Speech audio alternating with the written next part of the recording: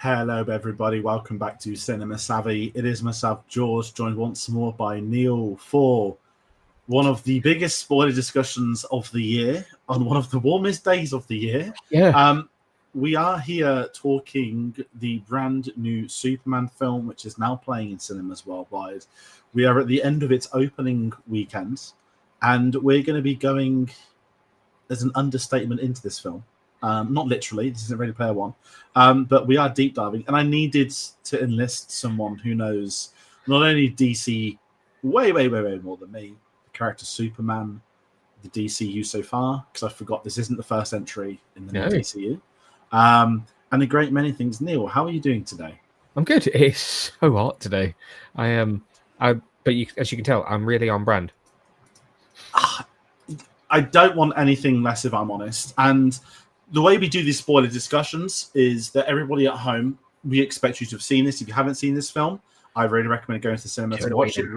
We'll get into that. I think a lot of people would have seen it, particularly within film circles, but it's safe to say, and I normally tee up, plug yourself at the end of the video. This is a little bit different. And I'm going to say this as a friend, not as someone I've got you on my channel. You very deservingly covered this film more than 99% of outlets. You've gone on zip lines across London. You've been in multiple Q&As with James Gunn, let alone one. Yep. How has the last few weeks been for you? And what have you been covering on Get Your Comic Con and on your social feeds? Yeah, this has been a bit of an insane couple of weeks, hasn't it? And if people know me, they know that this is my sort of number one thing.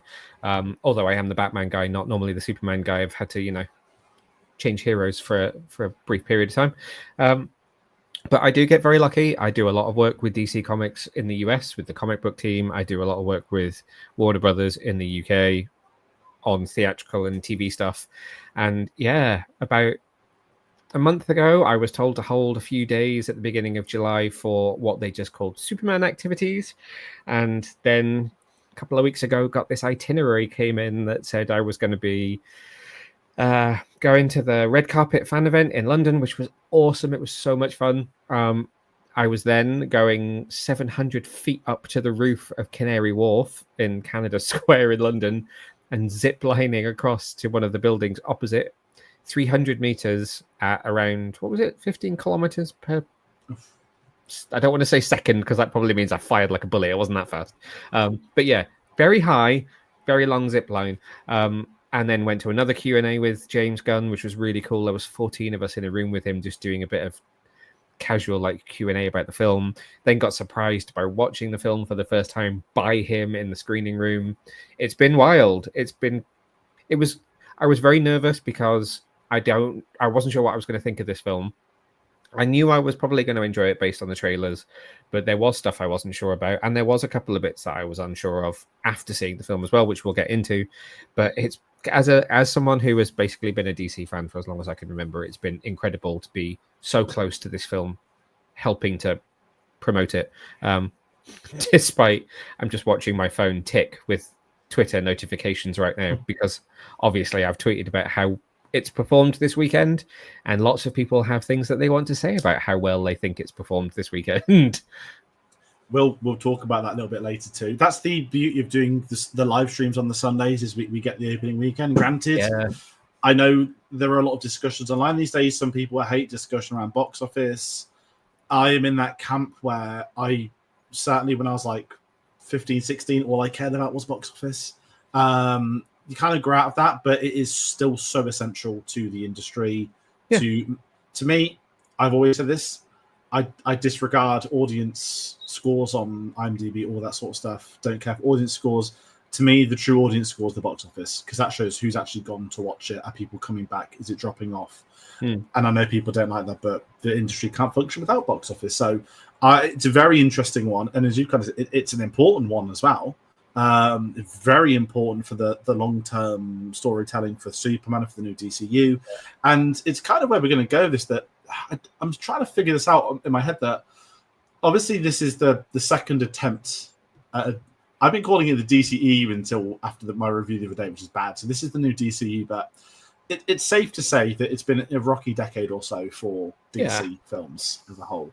And where I'm going to kind of go in this is talking about before this film came out, because you've been flagging this film not just for a month, for multiple years. I remember when the first merch dropped, you messaged us, the new Superman logo, everything. So we've got all the news for you, which is amazing. Cast announcements, I'm sure, too. Probably. And we know through the new universe side of things, I don't want to talk about The Rock, but we may need to. The hierarchy of power did shifted, but not the way he thought it was going to. Yeah. So the old DCEU is gone. That's the key. They called it a day, and you'll know the ins and outs, but we won't dissect that as such. But I'm saying this as someone that knows film, that knows. I say knows the general audience is really stupid, but I tend to treat the general audience as like my family and friends aren't into film. Yeah, because that's what the general audience is, right? Yeah. And most of them just won't go to the cinema for comic book films anymore. They're all bored and they're done with them. Batman's a bit different. Spider-Man's a bit different. Funny, isn't it? They just have a way of cutting through everything that is like, I don't really like comic book movies, but I'll always watch Batman. I know. And maybe 40 years ago, Superman was that. Obviously, I wasn't around. But, Man of Steel, I loved. I didn't love that followed. Audiences clearly didn't love what followed.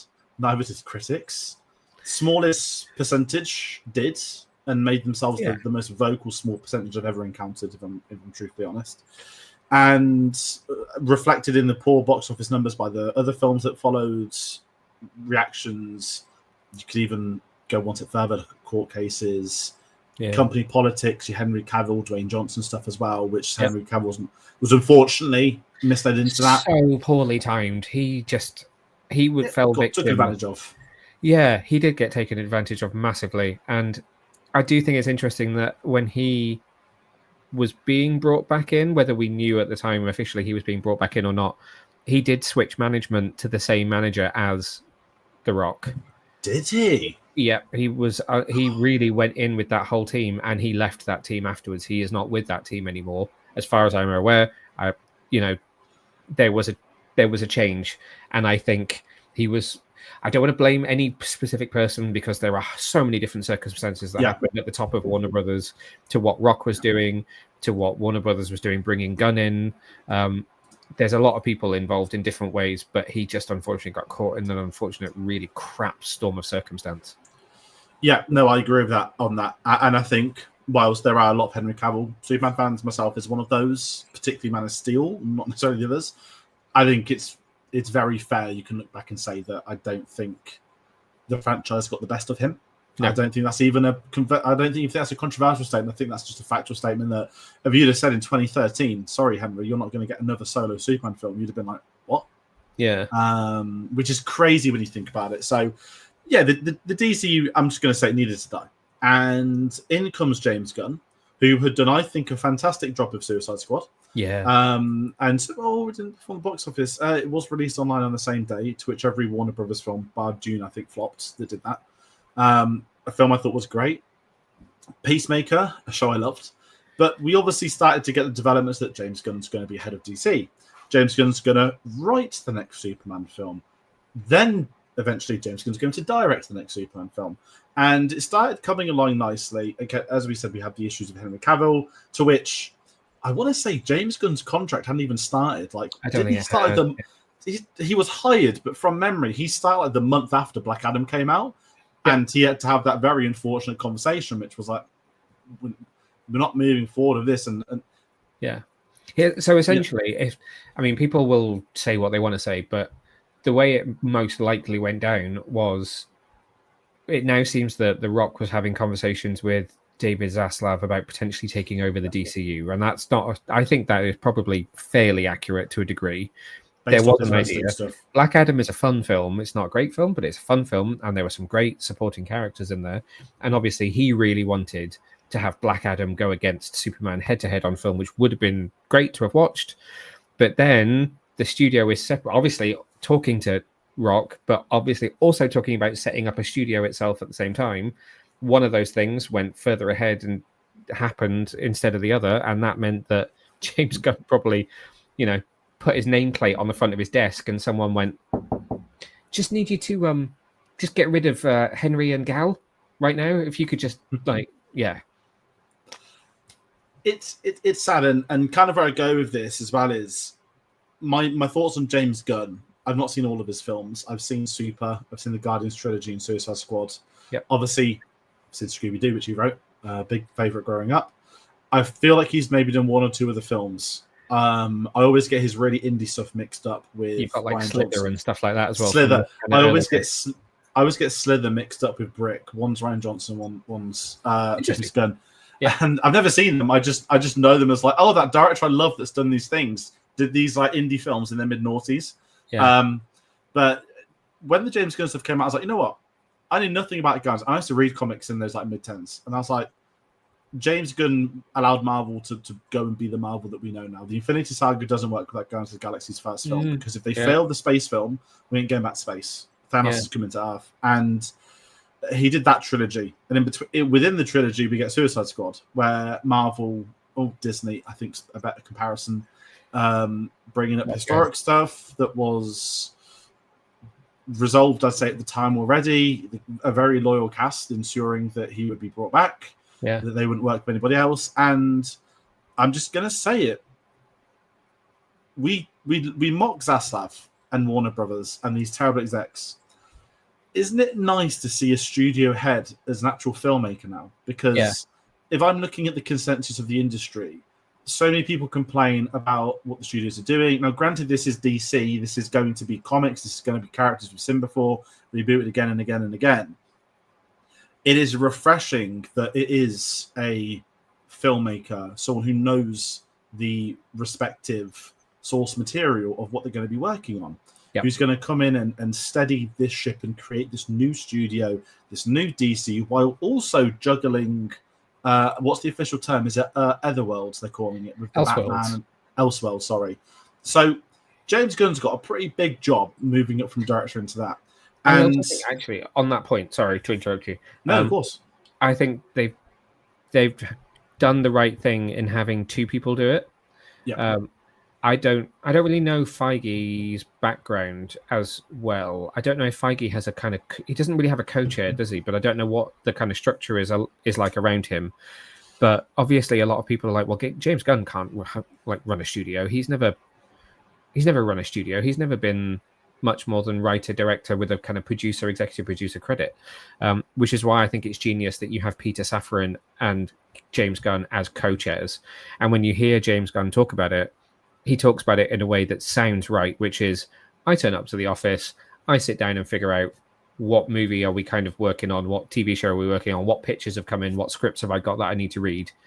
Peter's the one that's out there going, right, what do we do with the money? What's happening logistically? Where's our studio space? Where's this shooting there? What's happening with this casting? You've got one of them that is very much what is happening here creatively, what is the direction of travel for the stories and the universe, and the other one who's like, how do we make that happen? And I think that's the correct formula. And I'll go one step further. And I'm not saying this to change conversation.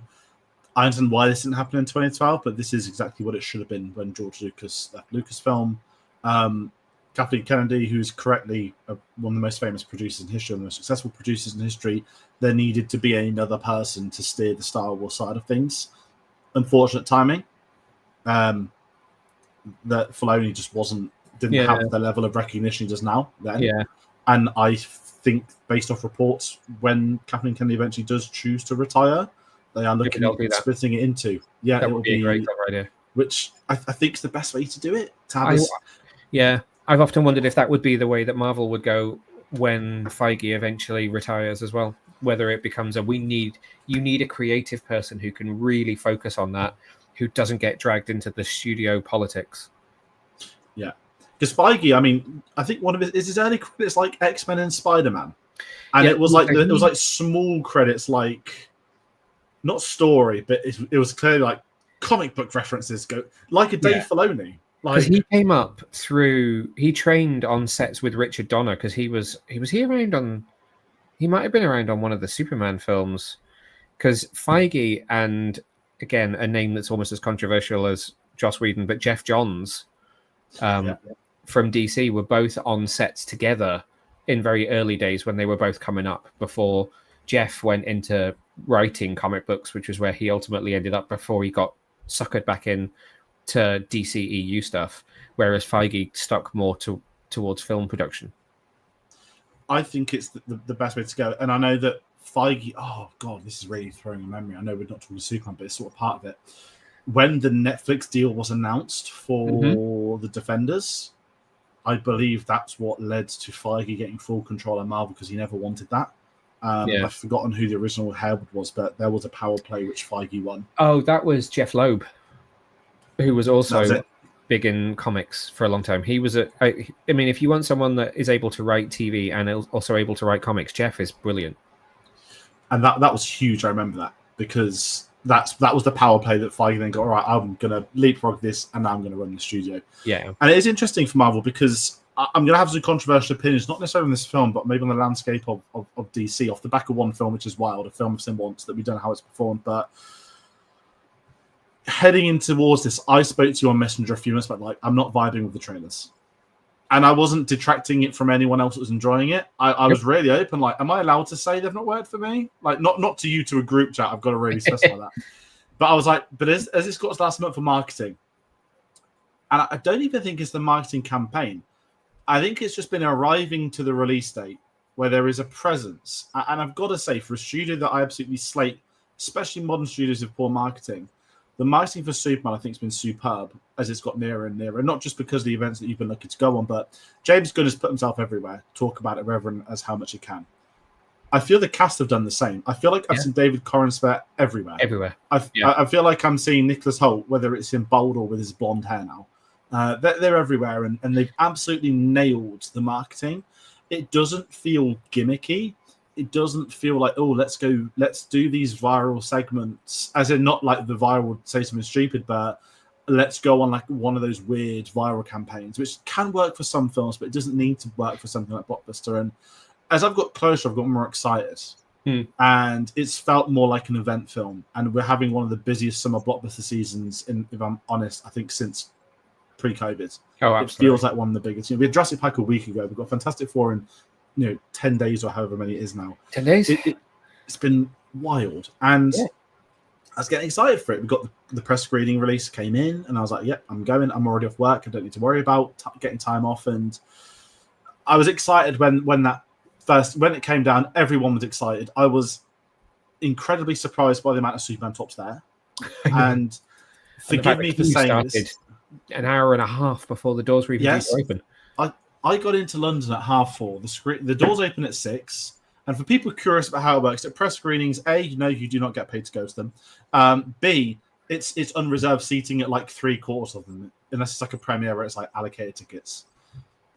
Normally, I'll grab some food. I'll head on down. I'll get there like 5:15, but I'm normally in the front 10 because I'm not going to travel into London and not get a good seat. I learned my lesson from Dune Part 1. But I rocked up at 4:45, considering it was heatwave weather as well here in the UK. Yeah. And there was a huge queue, and I was like, I haven't eaten. I haven't had a drink. I've come straight off the tube and train. And I got in that queue.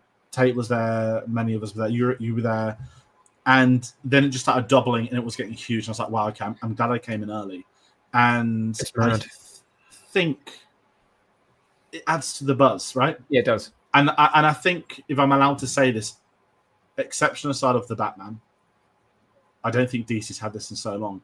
And what I was starting to lean more toward, with my background as someone that isn't familiar with the original Superman films, that has only seen, the Cavalier, I guess we can say, not watched the TV shows. I think I might have seen an animated film or two, a couple of other things here or there. I saw the Chris Reeve documentary, which was amazing.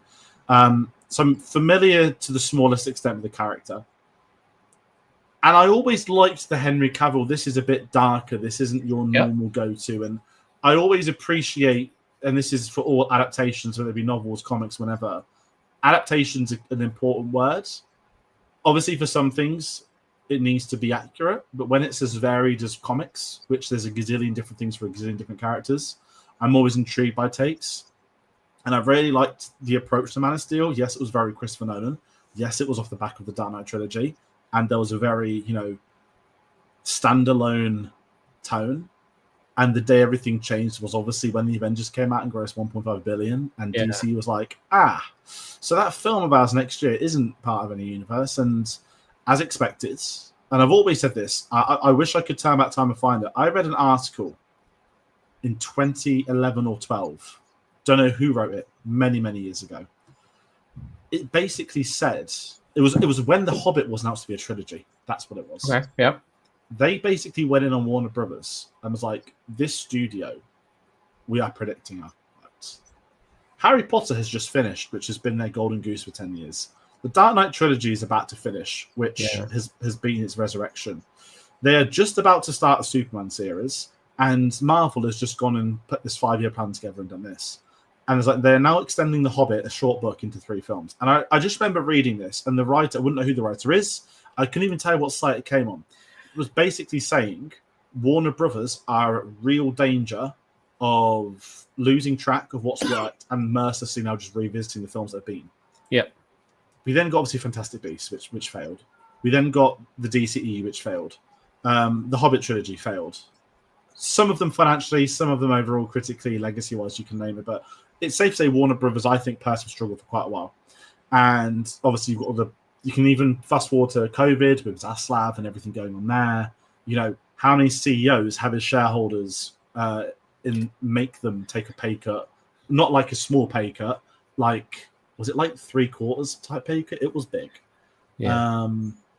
So there's a whole load of Warner Brothers issues.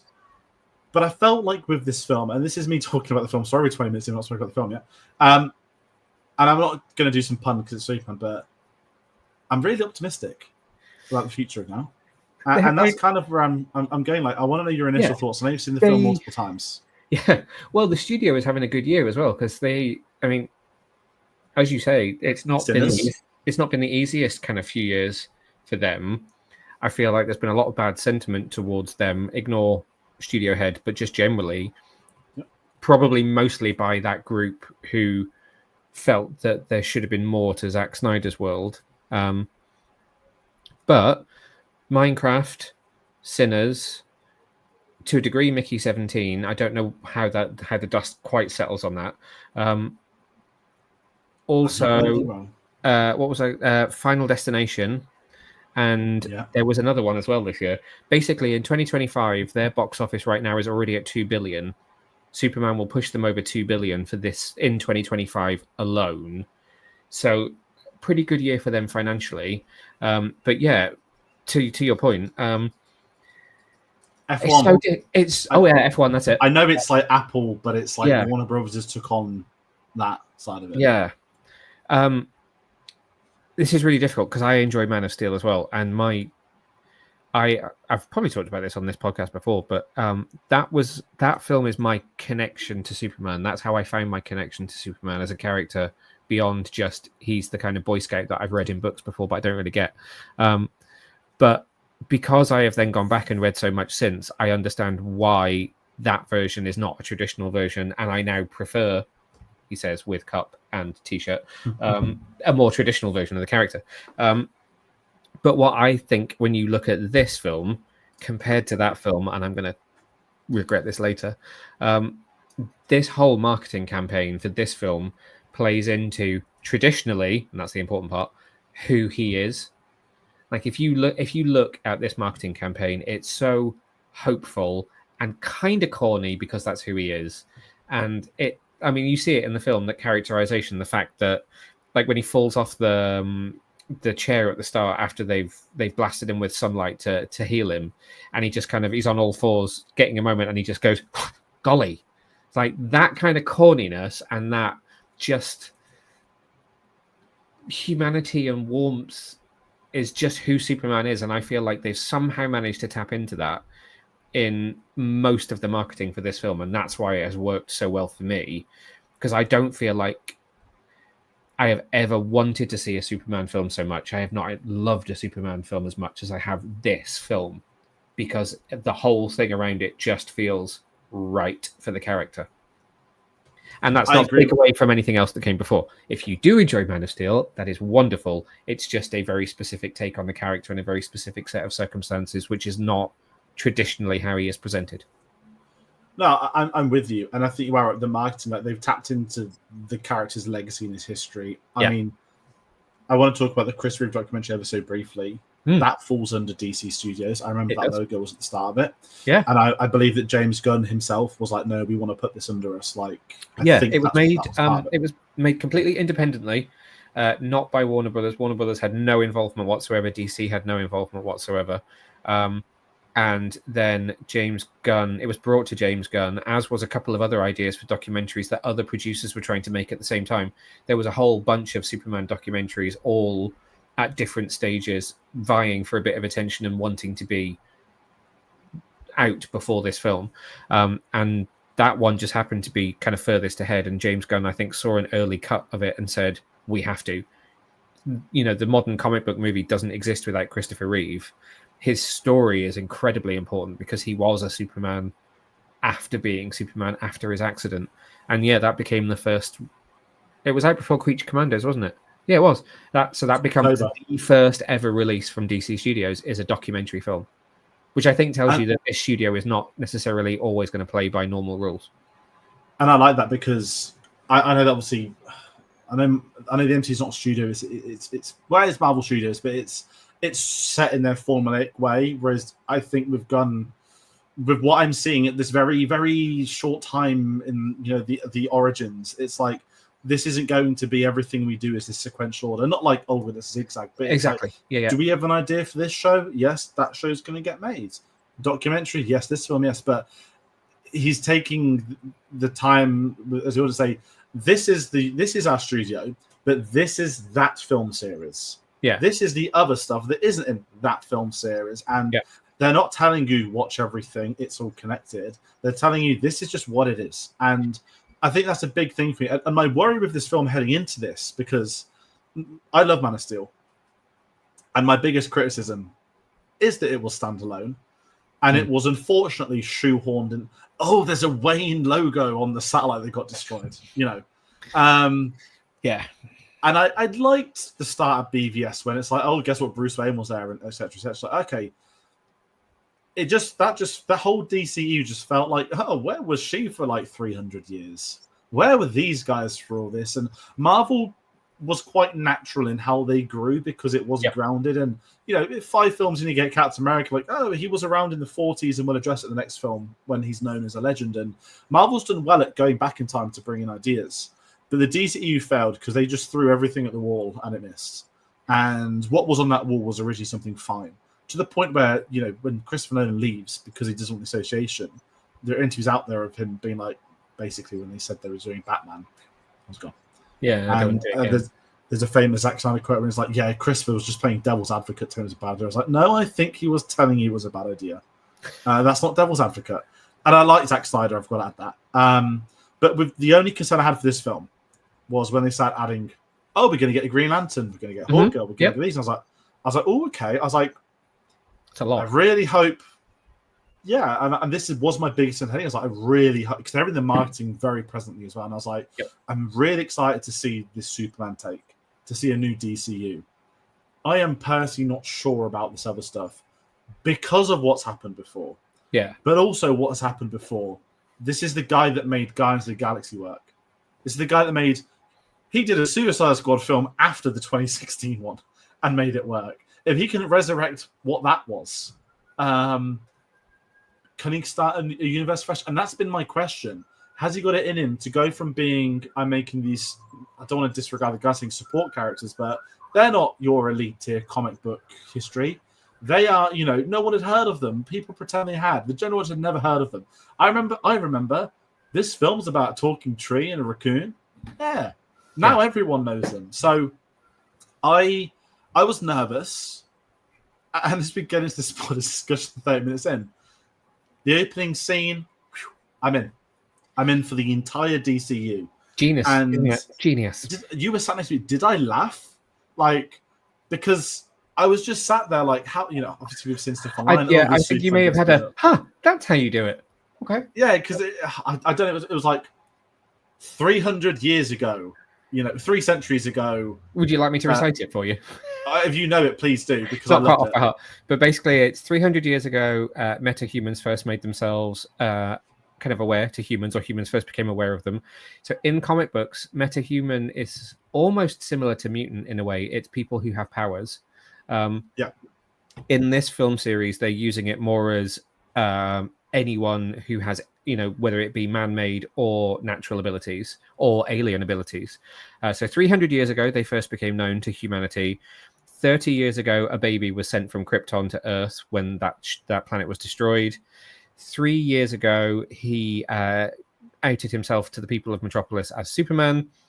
3 hours ago, Metropolis was attacked. 3 weeks ago, Superman intervened in a war between two fictional countries from DC Comics, which is Baravia and Jahanpur, stopping a war between those two countries. 3 hours ago, the Hand of Baravia, which is one of their lackeys, attacked Metropolis, and 3 minutes ago, he lost his first battle. Perfect. Almost absolutely perfect. And it's a crawl that wasn't taken. It's not like, seriously, but you can show that to normal people and they're going to get it. Okay, they didn't tell this is a reboot, this is something new. Yeah, it's just easy, because that was my concern. Oh, is he going to out himself? But there's already these people, and there's this. How is it going to work? And that opening scene, having the loss, fine, because 3 minutes ago his first loss, great, because we know Superman doesn't very rarely lose, so it's great that he's had a loss, and that's settled. Honestly, that's why I put it in schedule. I never normally just put something as I was like opening scene, like, because that is the DCU now. If my dad was to want to watch this film, which he might, probably not in the cinema, maybe down the line, he's not a massive Superman fan, I can show him the opening scene. He'll be like, okay, I'm in. The first thing he'll be saying is, do I need to watch Black Adam? Do I need to watch this? Exactly. What's the list? Because he's dropped off Marvel now. He won't touch it. What's the last one he watched was No Way Home. Okay. Because it was Spider-Man. Yeah. Because Toby's back. And I know he'd like Guardians 3, but he just can't be bothered with Marvel. Although he wants to watch Fantastic Four, which is interesting because it's 60s, it's a different universe. And at the moment, it's not connecting. At the moment, that's the key. So, and he loves Pedro Pascal, which goes a long way. He definitely didn't watch Marvel before. So, yeah, the opening scene's a big one for me. I think the other thing that you have with that scene as well is that scene tells you very, very quickly that this isn't about Superman. How do I word this? Origin story. Firstly, it's not an origin story, but also it's not him just using his powers to defeat a bunch of bad guys. What Gunn is telling you straight away is this is about his humanity and his heart and what he stands for and what he believes in. So it's interesting because I've been watching a few other reviews and stuff today, and people sort of saying they don't feel like there's enough Superman in this. Not that you don't see him enough, but that he's not out there winning every single fight and saving the day constantly. But in actual fact, that is what he does in this film. But he does it in a way that really what you're seeing him do that, but what you're actually learning about is his heart and his humanity, which I think is encapsulated perfectly in the scene with Lex Luthor towards the end of the film, where he just says to him, I make mistakes, but I still get up every day and I put one foot in front of the other, and that is who I am. And I think it's a really strong message as to who Superman is as a person. Yeah, and I think that's something for me that was not just a draw, but the character himself. Because I do understand there's been some people having like I think the middle act is what some have said specifically, but for me, it was okay. How are we? Because I'm looking at this as the broader picture, of not a Superman film, but this is now the kickstart of something new. If this film doesn't work, the new DCU can't work, and that's such the pressure on this film. And I don't mind saying this. This is probably one of the most important releases Warner Bros. Has done in the last 2 decades, because a humongous proportion. They're building studio. They're moving to London to have a HQ. They're like, Leavesden's got Harry Potter, which is going to be there for 10 years. They're moving DC studios there, like what Disney have done with Pyramid for Marvel and Star Wars. They want to make it a new home, but to be at home, you need things working, you need things shooting. We know, obviously, they've used stuff here before. The Batman obviously filmed here, other things are filmed here, but it's dependent on the performance of this film and how it goes. I'm just going to bring up a comment by Dane. This movie was so full of heart. I believe a sequel can be as great as Spider-Man 2. Yes, Dane. Yeah, we'll talk that because I'm very curious at a sequel. That's something I'm going to put you on the spot with at the end. But with this film, I mean, we spoke about the fact this is establishing a new DCU. We've had Superman in an established world. Going off the back of his first loss, let's talk about something else that's established that really caught me off guard. Yeah, heading into the Daily Planet, And again, the thing I will criticize Man of Steel the most, as someone that loves it, is the Daily Planet stuff. Is just like, what big name actors could we get in these things? And there is, to me, no chemistry with Amy Adams and Henry Cavill. It's sad, isn't it? Because they are both incredible. She is an incredible actress. He is incredible at action. I don't feel like I've yet to see him in something where he's really proven some of the more emotional, dramatic stuff. But there's no arguing with the fact that he is great at action in everything that I have seen him in. But they have no chemistry together, especially when you go back and watch it after seeing David and Rachel together, because those two are like fire in comparison. It's weird. It happens, and sometimes in films, it just happens. Yeah, it can happen. Like maybe they tested well and it didn't work when they were on set. Yeah. Or I don't know what the testing process was for Man of Steel. That's a very good point. I'm going to have to go and look into that. I could put a really horrible bet on and say, so you know, Batman Begins, how we're like a really established actor in this small role, like Gary Oldman as Gordon. Mm-hmm. Let's go get Morbius as is it Perry? Yep. Let's go get a really famous established actress as the supporting character. Okay. Let's go get this famous great actor to be the villain. Okay. And it was huge, Man of Steel, but it felt like that Nolan, right? Of we're going to take the lead, who isn't as well known, because I don't think 2013 Cavill wasn't that well known. No, not at all. Let's surround him by familiar faces and names. Which I would say the same for Bale. Bale, great example. Yep. Who else we got? Oh my God, Russell Crowe, for God's sake. Yeah. Like humongous cast. Yeah.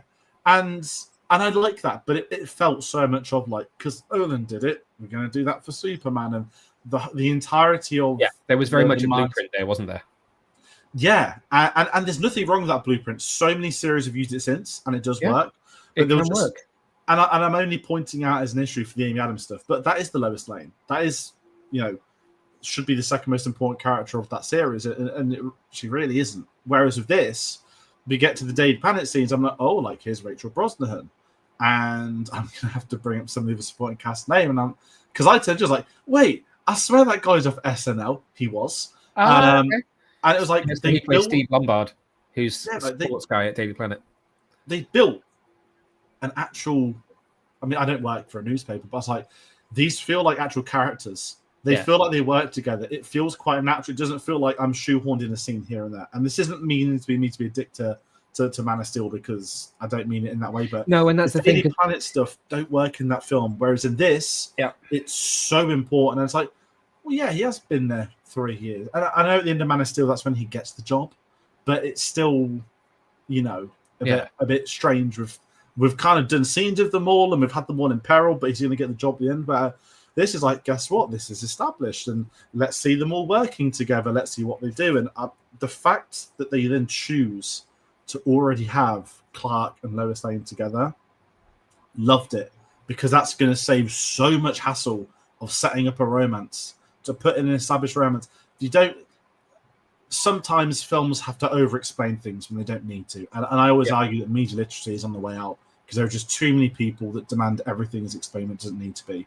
Yeah. If anyone can't follow this film, then film is not for you, because it was just so simple to go into an established world with established characters, relationships, who they are. Not everyone needs an origin explained on screen. And I loved it because I felt like it was challenging, not the narrative, but challenging your expectations of here's a new film in a new series, a new universe. But actually the opposite. There is a thing that James Gunn explained at one of the many Q&As I went to with him that week. That's just me being an asshole. That makes perfect sense for this. I'm turning 40 in a couple of weeks. I've been reading comic books most of my life.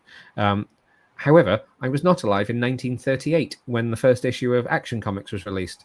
Likewise, when I first picked up a comic book, it was not Action Comics #1 or Detective Comics #1, as I'm a Batman fan, from 1942, whatever, 44, whatever year it was that Batman was invented, 34. Most people that read comic books do not go back to the very beginning. You might do, which I have done. I have gone back to Detective Comics #1 right through to Batman #1, and I have read a lot of that stuff, that anything I can get my hands on. But that is not where 90% of people will come into comic books. You are more likely going to walk into a comic book store or wherever it is that sells comics thinking, I really want to try out something. I just went and watched a Superman movie. What am I going to read?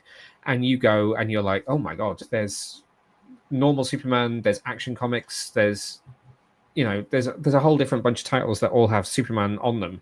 What do I read? You look at the thing that's got the most enticing cover, pick it up. You're probably going to find yourself in the middle of a fight or in the middle of a team up or at least in the middle of an arc that's been running for 3-4 months.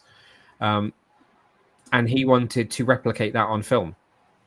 That you open a page, you crack open a book, and you're in the middle of the action is already happening. Everyone's already established. You can pick up the origin story later. So, if someone watches this and doesn't know Superman's origin, they can go find a comic book that tells them or do something else. Or in theory, they could suddenly decide to make a TV series for streaming that tells the story for people that don't, or an animated short or something, because there's so much in this multimedia universe now. But similarly, I was just explaining this to someone else. When you watch this film, you see the Hall of Justice, which you may or may not know from the comics. It's a really legendary location. This version of it has a mural that you don't really see in this film massively, but exists on the wall, which tells the history of metahumans in the DCU. You get to see a couple of characters up there in full. So there is a version of Wildcat who's from the Justice Society. You get to see a Jay Garrick, I'm pretty sure, as well. And you also get to see a Dr. Fate. What's to stop them from going, those were the World War II era of DC heroes. We're going to do a limited series, 5 episodes, premium cable network show that tells you the story of how that mural came to be through who those characters are. They've got the possibility of doing that now. And that's just part of dropping you into a world that is already established. And I think they do it really, really well. I think it's the best way to do it. We're at a point now with audiences, and I know it's been said particularly about Batman and Batman and Spider-Man. We don't need to see another Wayne death. We don't need to see Uncle Ben again. Yeah. And because the audience aren't idiots, they know it. And even in 2012, that was too soon. And that was the first film reboot of Spider-Man. And Tom Holland, it didn't need to do it because we didn't need it at all.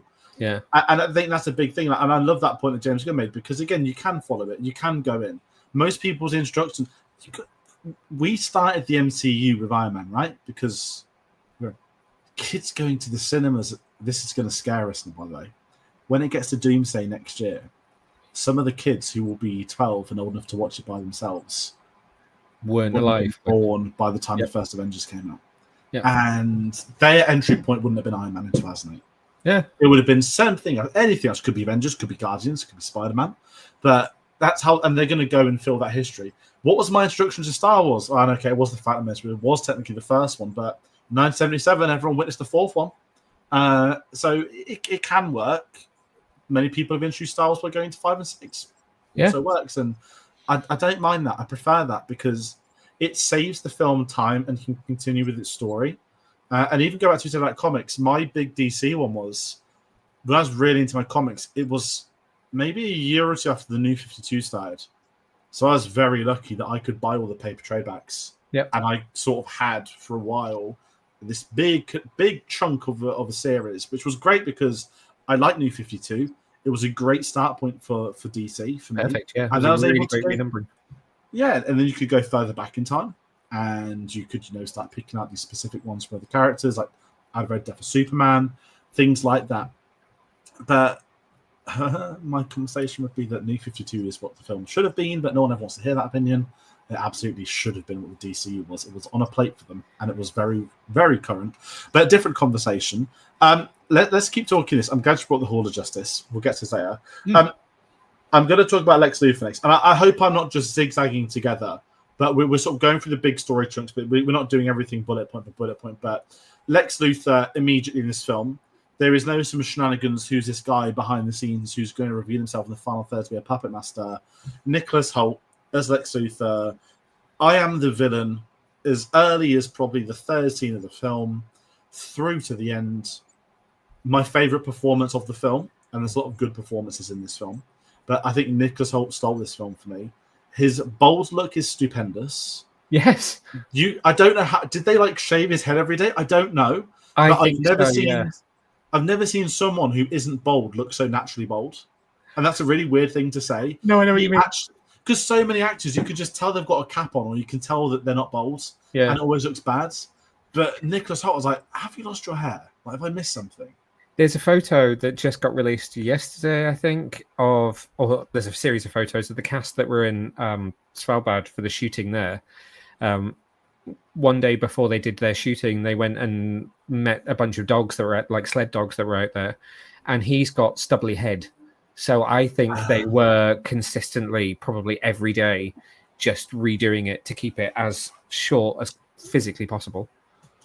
That's fair. But him in this, so we've got the Hammer of Borovia. I don't know why I tried to win accent. Going in with the villain side of things, Lex Luthor's the puppet master. Yep. And I love this idea. Who is going to give Superman his first loss? Oh, it's a program. Lex Luthor's so evil. He knows every single move. He studied Superman for years. He knows all the commands. He is a Mortal Kombat king. And I loved it. And I was like, I really enjoyed the fight sequences because we got to see the villains, how the villain's working. We got to see the lair, which is his office, the other people surrounding him in the area, the Hammer of Bravia himself. And I loved these sequences. So I'm like, I'm curious at what I didn't know there's going to be big twists. I don't know too much about Ultraman, and we'll get to the big reveal later. But I'm going to bring a comment. Nico said there's a big plot hole. Why couldn't Superman with his X-ray vision see Ultraman / Hammer of Bravia's face? Being surprised by seeing his face. Interesting. He should have known way before. I don't have the knowledge to know that. In theory, that's a very good point. I hadn't thought of that, so that's well thought of that you've been able to put two and two together on that one, and even let that cross your mind. I feel slightly ashamed that I've not thought of that after 4 viewings. The only thing it could be is it could be a lead line suit. So Lex Luthor's smart. We'll just leave it at that. God, it's a good comment. No, but it's fine. It works. That's a really brilliant comment. Actually, that speaks to are his powers being used for the sake of the story? And I like even as far back at this as they're using the pocket dimension still, because when he wins, he goes into a pocket dimension to keep moving through to the different territories. So they're setting up what's to come later. But just on a Lex Luthor conversation standpoint, Nicholas Hoult is outright superb in this. I thought he stole the film. I thought the villain's plan was actually very good. Yep. And the problem I have, not necessarily with Superman, but when you get to Superman villains, what can you do? You have Zod, an equal from his planet. That's probably going to be the name that's thrown around to be in the next film because it's always, Zod's always spoken about. You've got, I shouldn't have. Doomsday. Yeah. It'd be very silly to bring up in a second film. Yeah. For a very integral story. Much like, please don't do a world's finest film and team him up with Batman. I would love to see that, but not yet. Please, not yet. And you've got Lex Luthor, who is the most famous Superman villain. And you'll know so many more comic ones to take that from me. I'm not going to even try to say I know them, but when you see Lex Luthor, it's a human against Superman. Yeah. It has to be intelligence / wealth to win. It has to be someone that can outsmart him, not just like Batman, but there has to be, for a megalomaniac, there has to be certain things. And the thing I hate most about smart characters on film is when they tell you, I'm a really smart character, and they're immediately not. And something I'm going to add, which I thought about in the cast, was this is the soundtrack. I was like, James Gunn's track record with villains isn't particularly good in the comic book films. Guardians 3, yes. First one, second one, Suicide Squad. I'm not a fan of the second one. Yeah, and I was sat there, I was like, Nicholas Hoult killed it. Like, that's the best villain I've seen in James Gunn film. And he is intelligent. He's never gone around saying, I'm intelligent, look at me. Yes, there's moments where he talks about history and his standing amongst them and how he wants to be better, but it's not in your face. I'm smarter than Superman. I'll beat him. It's just like, no, I just want to kill this guy. Like, I need to get rid of him. It is my duty to this planet to remove him. And even when his scheme unravels as the film goes on, it still felt like, wow, obviously it felt like, this is a bit real. But it also felt like, there has been something else in play other than him wanting Superman off the board. And I've just got to hand it to the writing of Lex Luthor in this, that I really enjoyed it. I mentioned the performance. It looks like Nicholas Hoult's having the time of his life. He really does, doesn't he? Yeah, and he feels like an actual threat because of the opening scene, because of obviously the hammer, as we'll call him for now, because we've seen okay. And what's he doing on top of this? He's working out his base because there's other things that he's working on to try and get to him later, and it makes for a threatening villain, and that's got me glued in the film. And this is still in the first like 10 minutes, 10, 15 minutes maybe. Yep. What did you think on Lex on maybe your first viewing and the other views? Yeah, I thought he was really, really well written. Lex is an interesting one because in comic books there's so many different approaches to him, and at the moment in the Superman comics at the moment, he's almost being written as someone who was very nearly a superhero. He was very nearly a Superman type figure, but Superman came along, and the arrival of him completely eclipsed everything Lex was doing and pushed him into becoming the character that we now kind of know him as, which could almost be the same approach in this film to a degree. Maybe that, if we were to ever see his history, he was someone that was doing good for the city and for the world, and then this powered being came along and just took all of that glory, and it spoke to the egomaniac in Lex. But the way he is presented is, I think, a lot more authentic to who the character is capable of being than we've seen in previous films. I'm not going to talk like Batman versus Superman because I feel like people have lost months of their lives talking about that portrayal of the character. But if you go back to, I was about to say Gene Kelly, Gene Hackman, or he who shall remain nameless from Superman Returns that took over that role, they were very mustache twirling, which Hoult isn't not that, but he is it without it being caricature in a way. Yeah. He flirts very closely to chewing scenery, but doesn't to a degree that you're like, oh, what is he doing? It's just, I don't know. It's difficult to find the right words to say it. But he just feels very intensity. Yeah, he is very. Okay, this is probably a massive compliment, but I feel like this version of Lex Luthor could have been written by Bruce Timm. It feels like it belongs in a Superman the Animated Series or the Justice League cartoons from the 90s and the noughties, which is, for me personally, I think that's very high praise. No, that's very fair. Yeah, he did feel a bit, and didn't feel like a villain we've seen recently or seen a lot of. It felt fresh. It wasn't a rip-off of this. And not a one and done.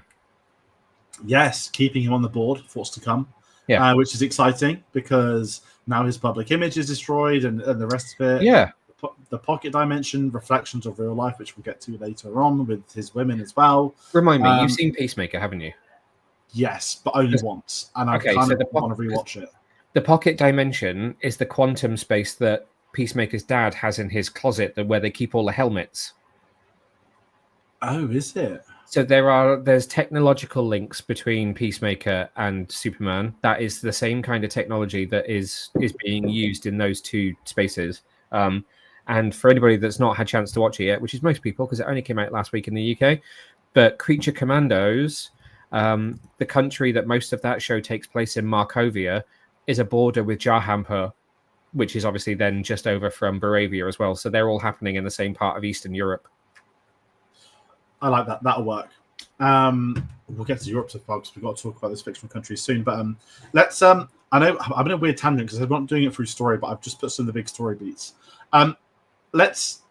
We sort of spoke very briefly about the Daily Planet, but I want to talk about. Give me a workplace comedy based in that Daily Planet because I feel like there is a sitcom in there. The actor that plays is Jimmy Olsen. Mm-hmm. I'm getting there. I'm learning Superman. I'm trying to grab his name very quickly because he's got one of them really weird, not weird. So he's got a long sim. Skylar Gisondo. Oh, Skylar. So, yeah. I couldn't. Thank you. I couldn't quite conjure it myself. I said this to you and I was trying to explain the visit. You're not like a rude like this guy is a meme. He pops up in. He's a very good actor. I'm not calling him a meme in a rude way. He's a very good actor, and he's a young actor, and he's been in a lot of things. Yeah, from a young age. I saw he was in the Amazing Spider-Man films. Like for that, he's like the kid Stacy in that one. But he's appeared in so many films, like Paul Thomas Anderson films. Oh my God, he is! I didn't realize that. I know. I just remember in the last few years, seeing it's like whenever this guy pops up, and it's like his smug face meme. And it's like whenever he pops up, like girls will go feral or something like that. And everyone was fan casting him for Jimmy Olsen. Now, I don't know much about the character, and I know that this Jimmy Olsen's very different with regards to his interest and who he's with. But he was, I saw that really cool trailer where they basically did like a TikTok of them in character saying, this is where we are, this is what I do, this is who I am. The Daily Planet, and it felt like it was giving a life to it all, which is what I really enjoyed from it, because I go back to my favorite superhero trilogy of all time, also has a newspaper setting where they have a team there. They have a J. Jonah Jameson, they have a Betty, they have all the characters that go there, and it feels like an actual workplace. And you said office comedy. The Lois and Clark dynamic in this, I loved. The interview, which has been in all the trailers, I liked the idea of it, that, you know, you just keep interviewing him to make your life easier. And when we get the sequence, because it is in the trailer a little bit, but not to the intensity that we get it in the film. For Rachel Brosnahan to make the character of Lois feel like her own immediately off that scene, she's not, you know, fawning over the boyfriend. She's put the professional divide in. And she's going, you know, why have you done this? What would you do? And the back and forth with her and David Corenswet, I thought was excellent. I think it's something that a lot of comic book films, if I say it nicely, are missing what feels like real dialogue in this day and age. Everything feels so formulaic and formulated to this is the topic of conversation, but it actually felt, and I think Tarantino is the master of this, it felt, okay, it's not normal conversation, but felt like two people in conversation, which is what it should be because it's an interview. But it really starts to dive into the seeds of the things Superman did 3 weeks ago, the political ramifications, and what can come from this is going to be quite intense, whilst also disrupting their relationship. So you are starting to feel them, okay, they're established, but it's not working at the moment. How is this film going to sort of combat all of this? And I think the pair of them in that sequence made the characters their own. It made David Corenswet's Superman his own, whilst also giving a bit of life to Clark Kent because of how we'd seen him do it almost just before, you know, I've come in, I've made you dinner, I wanted you to have this. Because when that scene first comes on, you're like, oh, does she know yet? Does she know it's him? And then eventually she does know it's him. And I like that they're sort of playing with the audience in revealing little things every so often about their relationship. It plays to me like a piece of theatre. Like, I almost feel like that's watching two actors on a stage rather than watching a film. And I know they rehearsed it. I know it's one of the first things they shot. I think that was her first day on set, was doing that scene. I think he had done a couple of days or so before that, and then she joined the production, and that was the first thing they basically did together. But it's incredible. It's an incredible sequence from start to finish, and it runs like 10, 12 minutes long. I think it's also really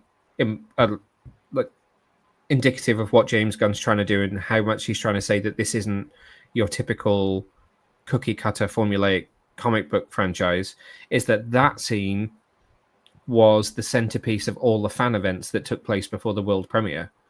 So when they did that red carpet, you know, they went to Manila, they went to Rio, they came to London, Paris, and then they also did, I think Paris was the last one before the world premiere. So all of those dates of that world tour before the July 7th world premiere were only showed 30 minutes of footage, and it was the entire opening sequence, the Daily Planet, and their interview scene, and then it was a sizzle reel of some of the action afterwards. They did take out the scene with Lex at the DOD that happens at the beginning, where you see the video footage of the engineer. That scene was taken out, but everything else is the first 30 minutes or so of the film hanging off the back of that interview scene. So we weren't sitting there as an audience seeing tons of Superman in a fight. Yes, we got a good sizzle of all of that, and we saw the fight with the Hammer of Baravia in that beginning bit, which is not an expansive fight scene. Really, most of what we were shown as at those fan events was that scene, was Lois and Clark, rather than him in costume in the middle of a fight. I respect the studio of that.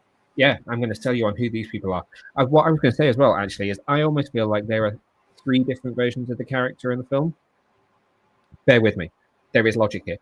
There's Superman, fully suited up, flying around Metropolis, saving squirrels, saving dogs, saving people, this is how I present myself to the world. You know, like the classic, I've got the cape on, I've hands on hips, superhero. Then there's Clark, but it's Clark with the glasses on at work, pretending around people to be Clark Kent, farm boy from Kansas. And then there is, this is how I said it in my review to try and make it make sense. There's Cal, because, you know, that's his birth name, who is, I'm not in costume, I'm not at work, I'm just with someone who knows who I am, where there is no one around that I have to pretend to be anything other than me, and that's the pure form of him, which is who you see in that interview sequence in the glimpses in between when he's being recorded.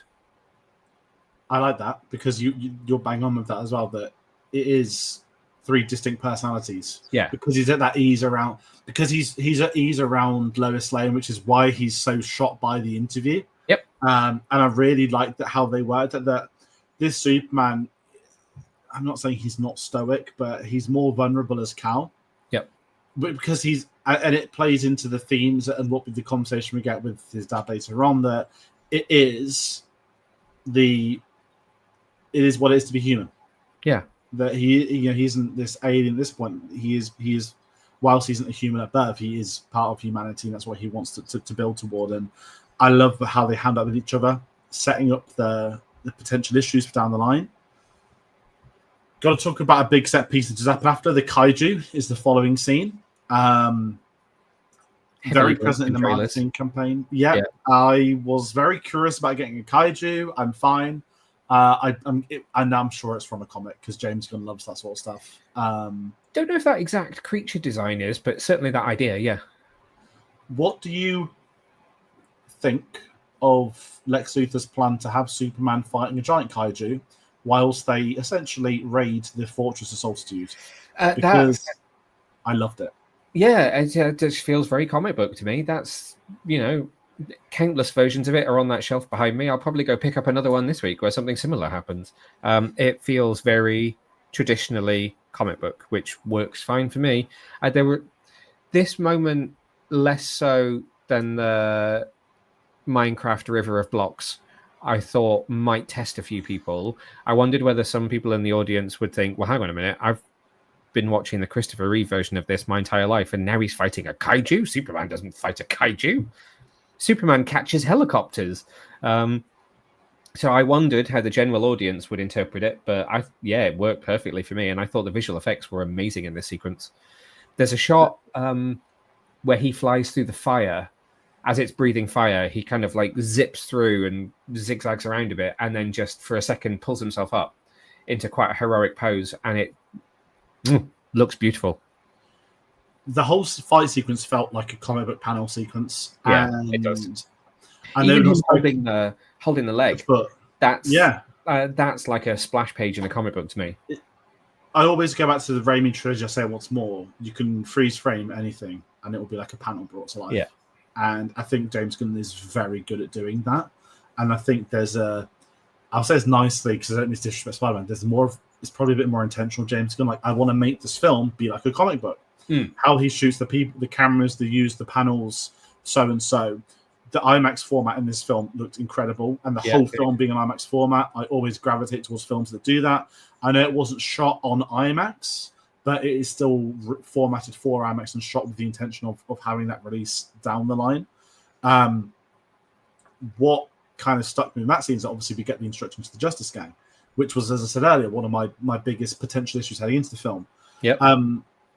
My biggest issue with the Justice Gang heading into the film was also going to be Green Lantern, because not just the haircut, I really wasn't sure about Nathan Fillion from the trailers. And I know if you're like us and you know James Gunn and you know Nathan Fillion's like one of his boys, he'll always find a role for him or something for him.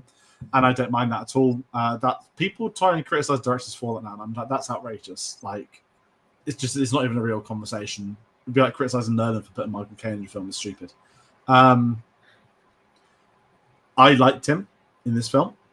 I liked the trio, if I'm allowed to say that. I liked that they're sort of, we're the Justice Gang, we're still working it out. No one's going to say Justice League. We've got the Halls of Justice, but it isn't called the Halls of Justice. It looks like it's under renovation of sorts still. It seems like they've just taken it on board, yeah. Yeah, and that's what I liked, because I'm starting to think, okay, world building, no elaborate origin story for a building, but it's also not the fully formed building. So are we going to come back here a couple of times in the next few years? Maybe. I think so, I think with that trio, I really enjoyed them, and I'm so happy that the plaudits online. Mr. Terrific stole the film for me. Yeah, if I'm being honest. He's so brilliant. He was great. I will be totally open with you, and I think I said it to you after the film. I thought they were going to kill them all because, they want to do a Justice League film. Oh, that's not the Green Lantern that we all know. Let's get ready to set some, because there's a Lantern series. And I was like, no one knows who Mr. Terrific is. That's going to be someone that goes quite quick. Because James Gunn can do that, and he very much did that with Suicide Squad. Hoult Girl obviously is more well known, and we've got Isabella Mercer, who plays her, who obviously is becoming more and more of a star. Although I saw an incredible tweet tonight, and I'm going to say it. Someone put, "Did Dora the Explorer really kill President Netanyahu?" I know we can't get spoilers too much, so I thought there's a spoiler discussion. That's a very funny tweet. But this trio, I loved them. I love their purpose in the film, that they're not fully there yet, but they're still a team, but they haven't got the leader as default. They're still figuring things out. By the end of the film, with what we get to with the two countries and what goes on, the moment of them coming together, I really appreciate. And I think that's James Gunn doing what he does best, is he's so good at situational writing. Not just, how can I cop out? But he's so good at support characters. Some writers are really good at just their leads or balancing 2 or 3 people. But in so many of James Gunn's films, he can make any character work. It can be a minor character. It can be a supporting character. It can be a comedic one. It can be a villain. It can be a hero. He can make it work in 2-hour windows. He's not saying, give me 3 films to develop it. Guardians of the Galaxy opening scene will make everyone cry still. And you've never been introduced to any of them. And it's such a unique way of writing. I think, is it because the comic book medium is better suited to James Gunn? We know he reads he read every Suicide Squad comic ever made before doing Suicide Squad.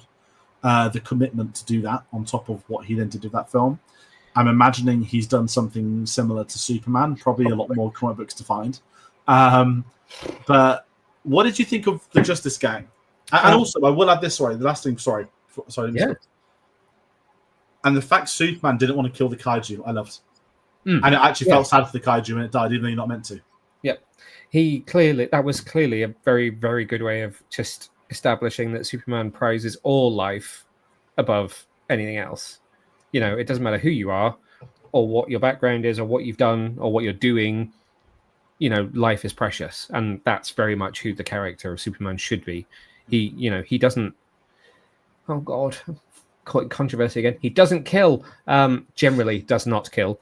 So I really appreciated that they went to that length to show that even if it's a giant kaiju ripping up the middle of the city, let's try and find a way to move him off safely, take him to I think he says what's he say? Into Interstellar Zoo, or even probably put him in his zoo that he's got inside the Fortress of Solitude there somewhere. Justice Gang is an interesting one.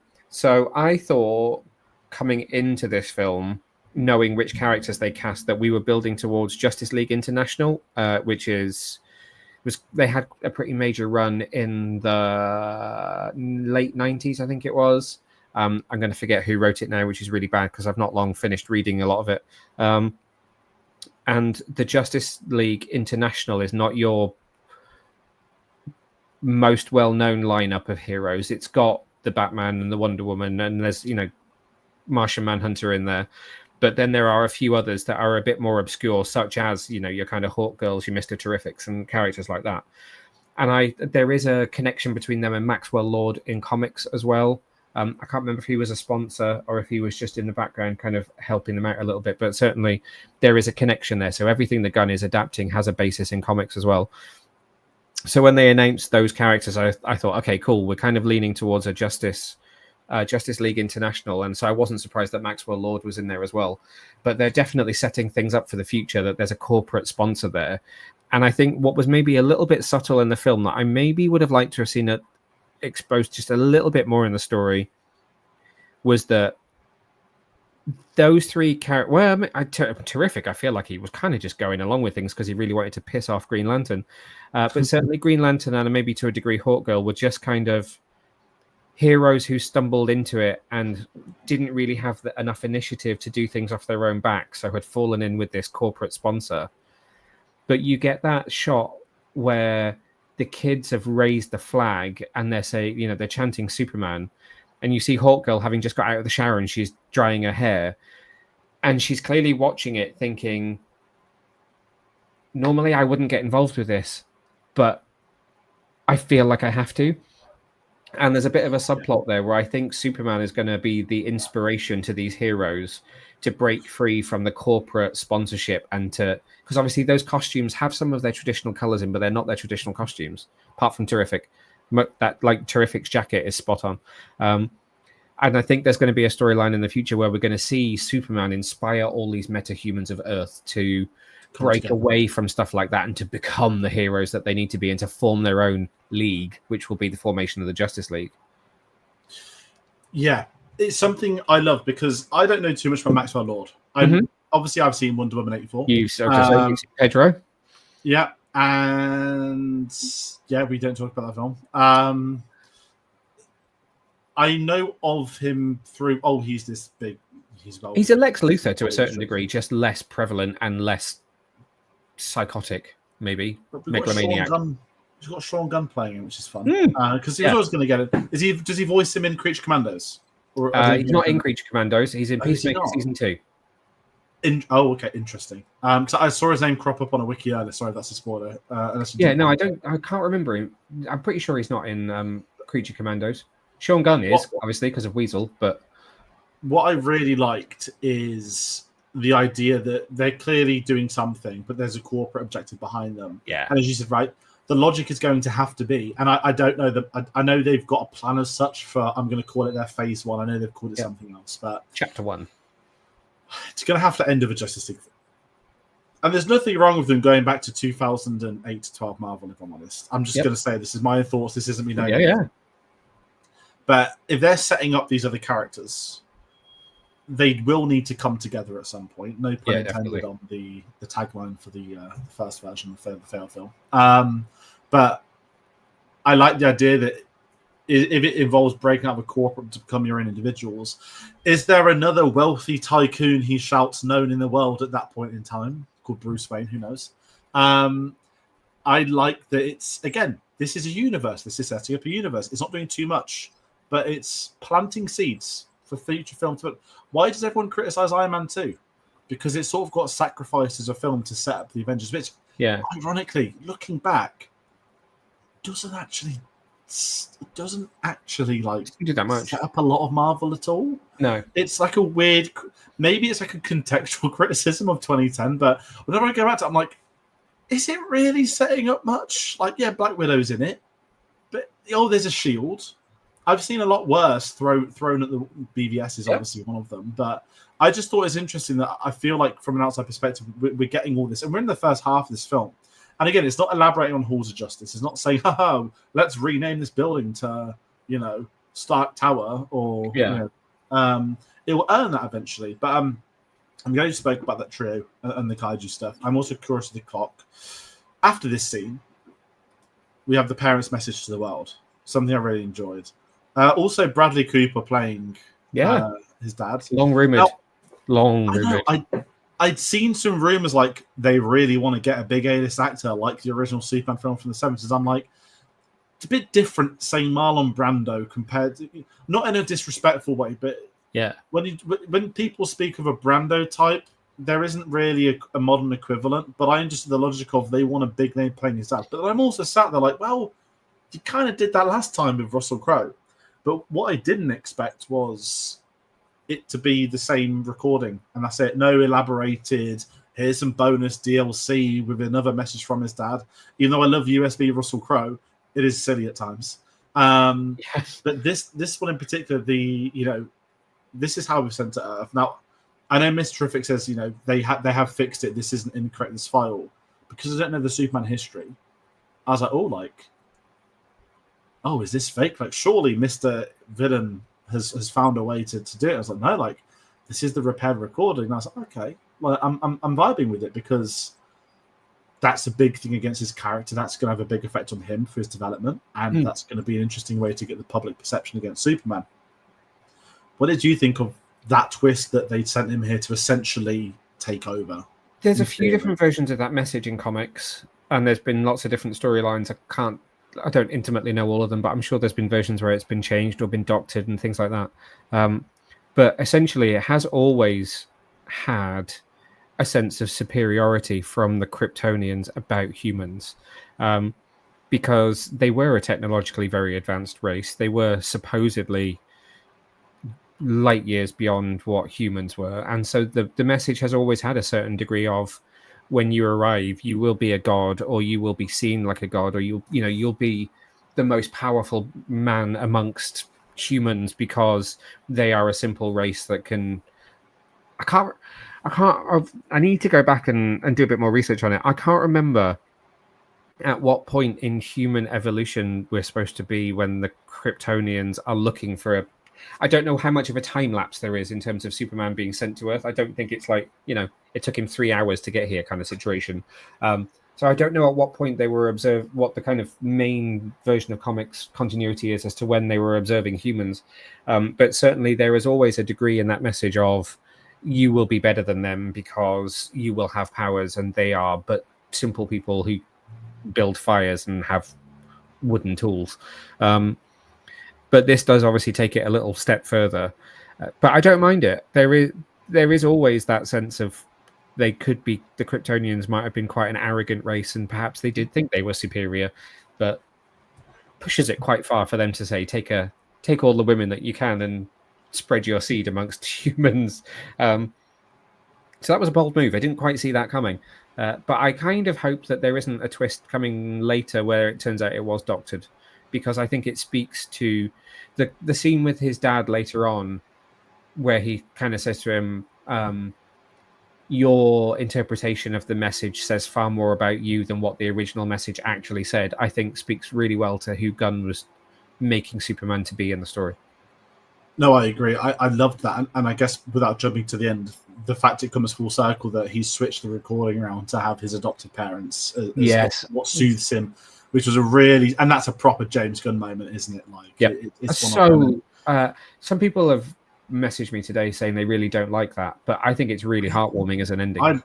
The sequence with the parents is really lovely, and no one got sucked away in a tornado for no reason this time.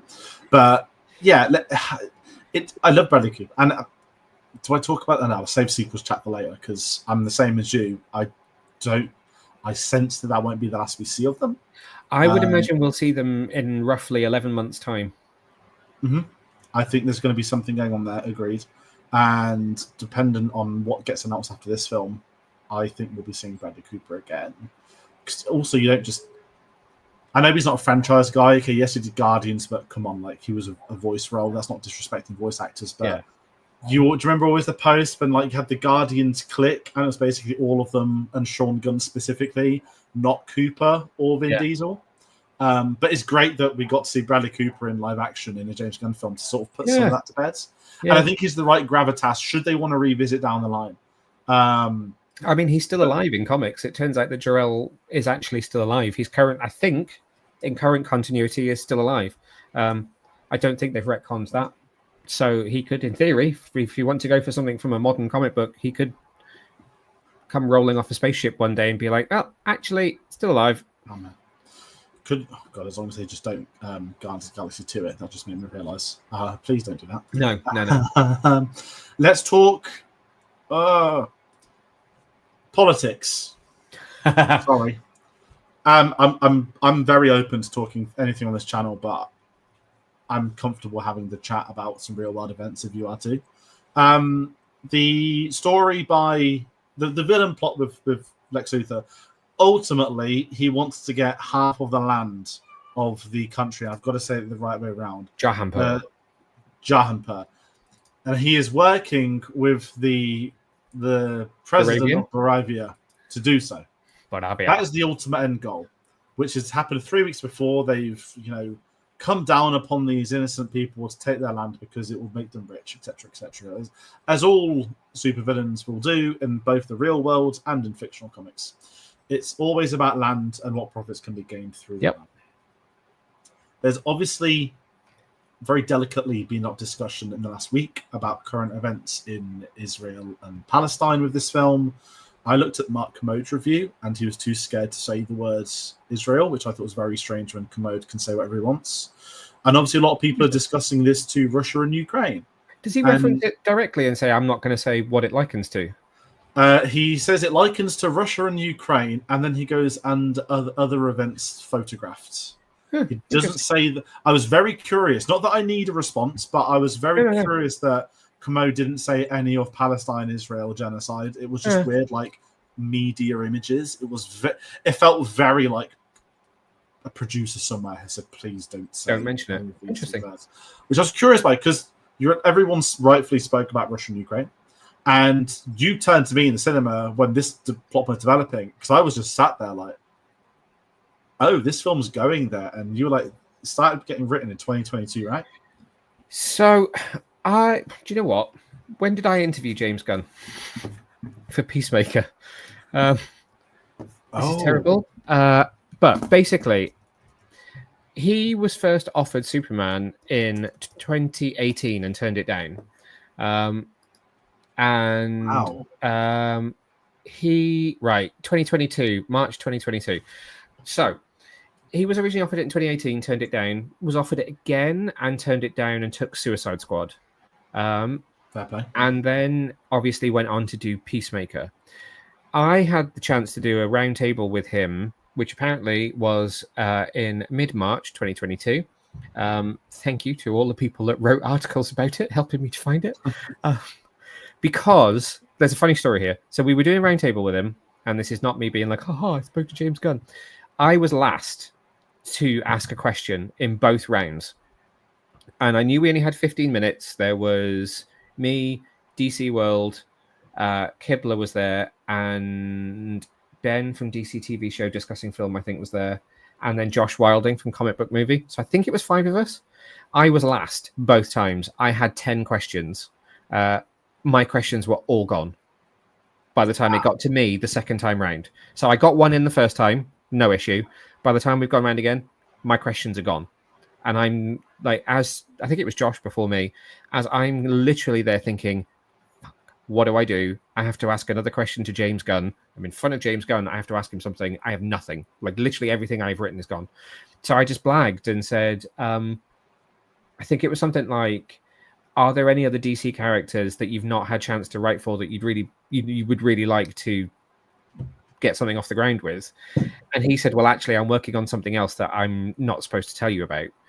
Which is why it's got written up in a bunch of other websites, because it was then like podcast and Neil Vag finds out secret project from James Gunn.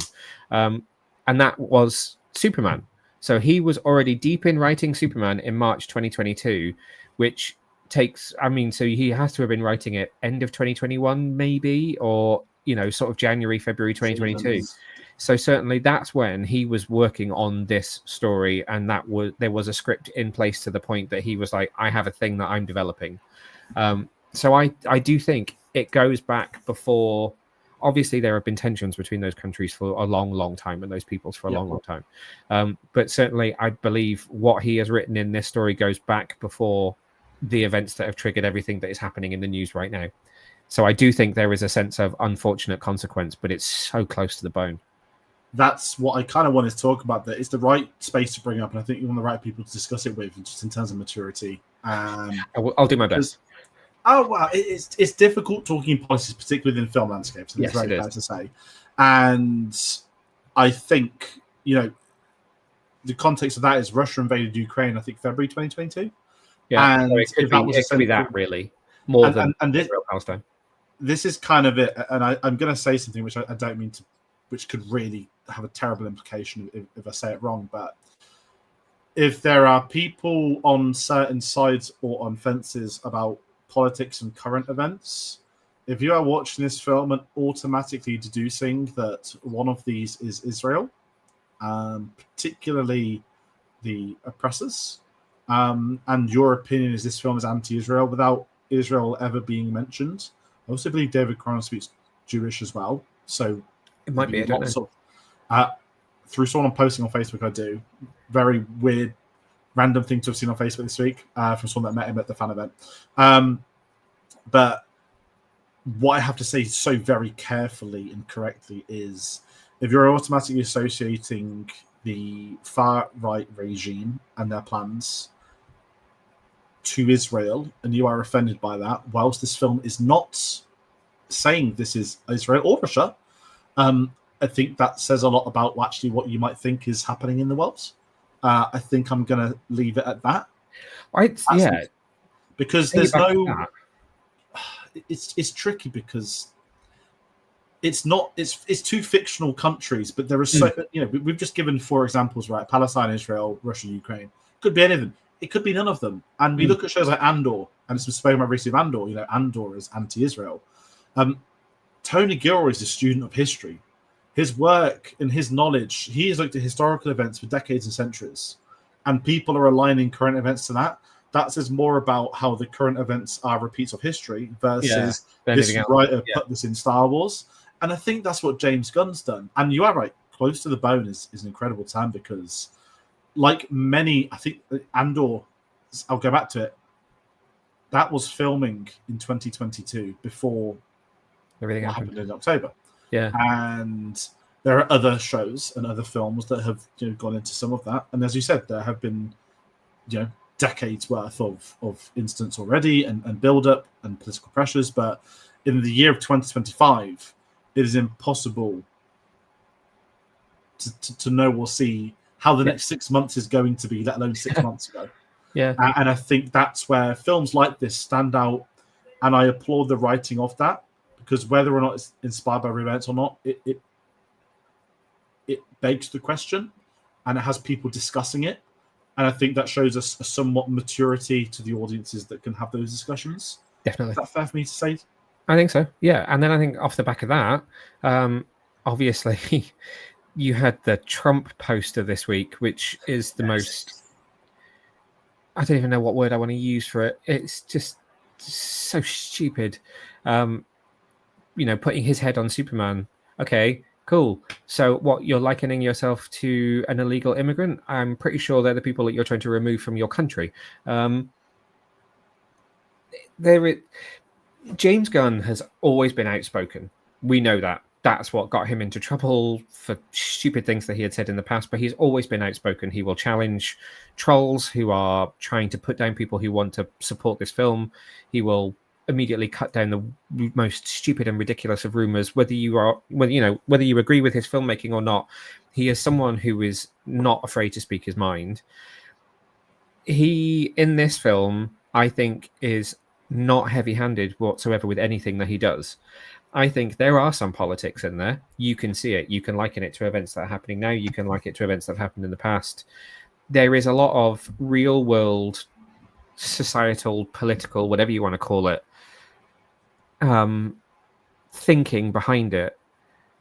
But those aren't the things that he's trying to say to you. He's not trying to say to you, this country is evil. He's not trying to say to you, this is an immigrant story. My God, if you don't see that Superman is an immigrant story after 87 years, when he is literally sent from a place that is destroyed and raised in a different country on a different planet, then you've really not been reading you're not paying that much attention to what you've been reading. What he is really telling you is how to be empathetic and how to be someone who can, how you can use your goodness to step into situations. And, okay, it's not like you or I is about to step into a conflict somewhere else in the world and stop it by going, no, everyone should love each other. But, it's trying to teach you that the warmth of human kindness can turn these things around. That was a really terrible way of trying to say what I was just trying to say.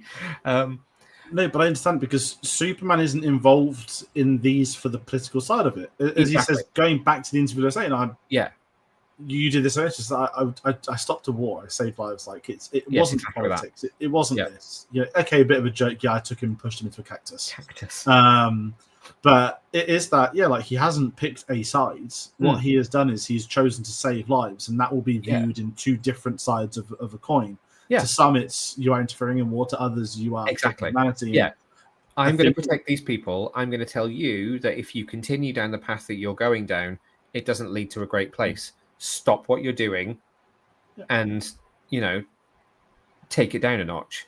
And it's almost Wonder Woman approach in a way, because, and this is where I think people don't necessarily understand Wonder Woman as well because of how she's been portrayed in the most recent movies. A lot of DC's heroes, particularly the on that level, aren't aggressors. Superman's not an aggressor. Wonder Woman's not an aggressor. Batman, bit of an aggressor. But like Superman and Wonder Woman don't wade into wars. They stop wars. It's all about the love and the humanity that's behind it. And that's the story that he's trying to tell. But it's easy in this day and age when people are so easily angered by things they've not even watched to go, oh, I heard that this sounds like this. How dare you tell me what to think? But that's not the point of what he's trying to do. I love it. And do you know what? It elevates the film for me because it's tackling things that are real. And if they've escalated since the film was written, since the film was filmed and edited in post-production, could it continue to rise in the coming months? This film will stand out for the, I don't want to say I'm not using the term bright sides because that sounds like a political side, but it has its discussing it has discourse around it, but it is raising those questions of ethics and morality, which Superman is about. And I think James Gunn just inherently understands that more than others. Yeah. And I think in the current political climate, it's so and far too easy for certain people to leech onto. I can't really say it, but Dean Cain came out saying Superman is woke. No, this isn't me saying it. Jermaine Clement, everyone knows the comedian, did an incredible tweet today. I didn't see that. So it might classify as racist, but it's under comedy, and it's not me that said this. He says, "Oh look, the first Asian Superman has said Superman's gone woke," and I thought that was very funny. It's a funny tweet, and I think they tweeted a specific video as well, and it's Dean Cain's Superman being given immigration papers as well. Yes. So I just thought I'd bring that up because it has been discussed. And yes, I had to do that ridiculous Trump post. I think he did that for Star Wars in the May the 4th. Yeah, just a weird group of people. But it's just so what's the word I'm looking for? Not clueless. There's a word. It's on the tip of my tongue. It's so just inept. Yeah, it's like there's no thought process behind narrative as well. Like it's just like how I did see a funny meme, and it was like I was like very curious about the Superman reboot in 2050 to see how 2025 Kansas farmers were. Let's talk about some of the final acts. So I'm very conscious of the time. I'm not going to lie because it's 8:45. Okay. I'm having a lovely time discussing this. I want to talk about the final act, but I want to talk about the tasteless is the word I could not think of. Tasteless. Okay, yeah, that's much better than what I said. I want to talk before we get to the sort of final act battle. Yep. I want to talk about the sequence with his parents. Not the. I don't want to say not. I'm hearing today apparently there's a lot of backlash to those parents. Really? Yeah. So I was just on, and I was recording another show before I was on with you, and we were talking about it. And apparently there is a lot of pushback saying that they've been made too dumb, that they've been dumbed down, which I find really interesting because that's not how I interpreted it. And if people did, fair enough. I'm really interested to kind of hear some people talk about it. I think particularly the accents, like almost like it was making fun of people from the Midwest and that kind of farmer.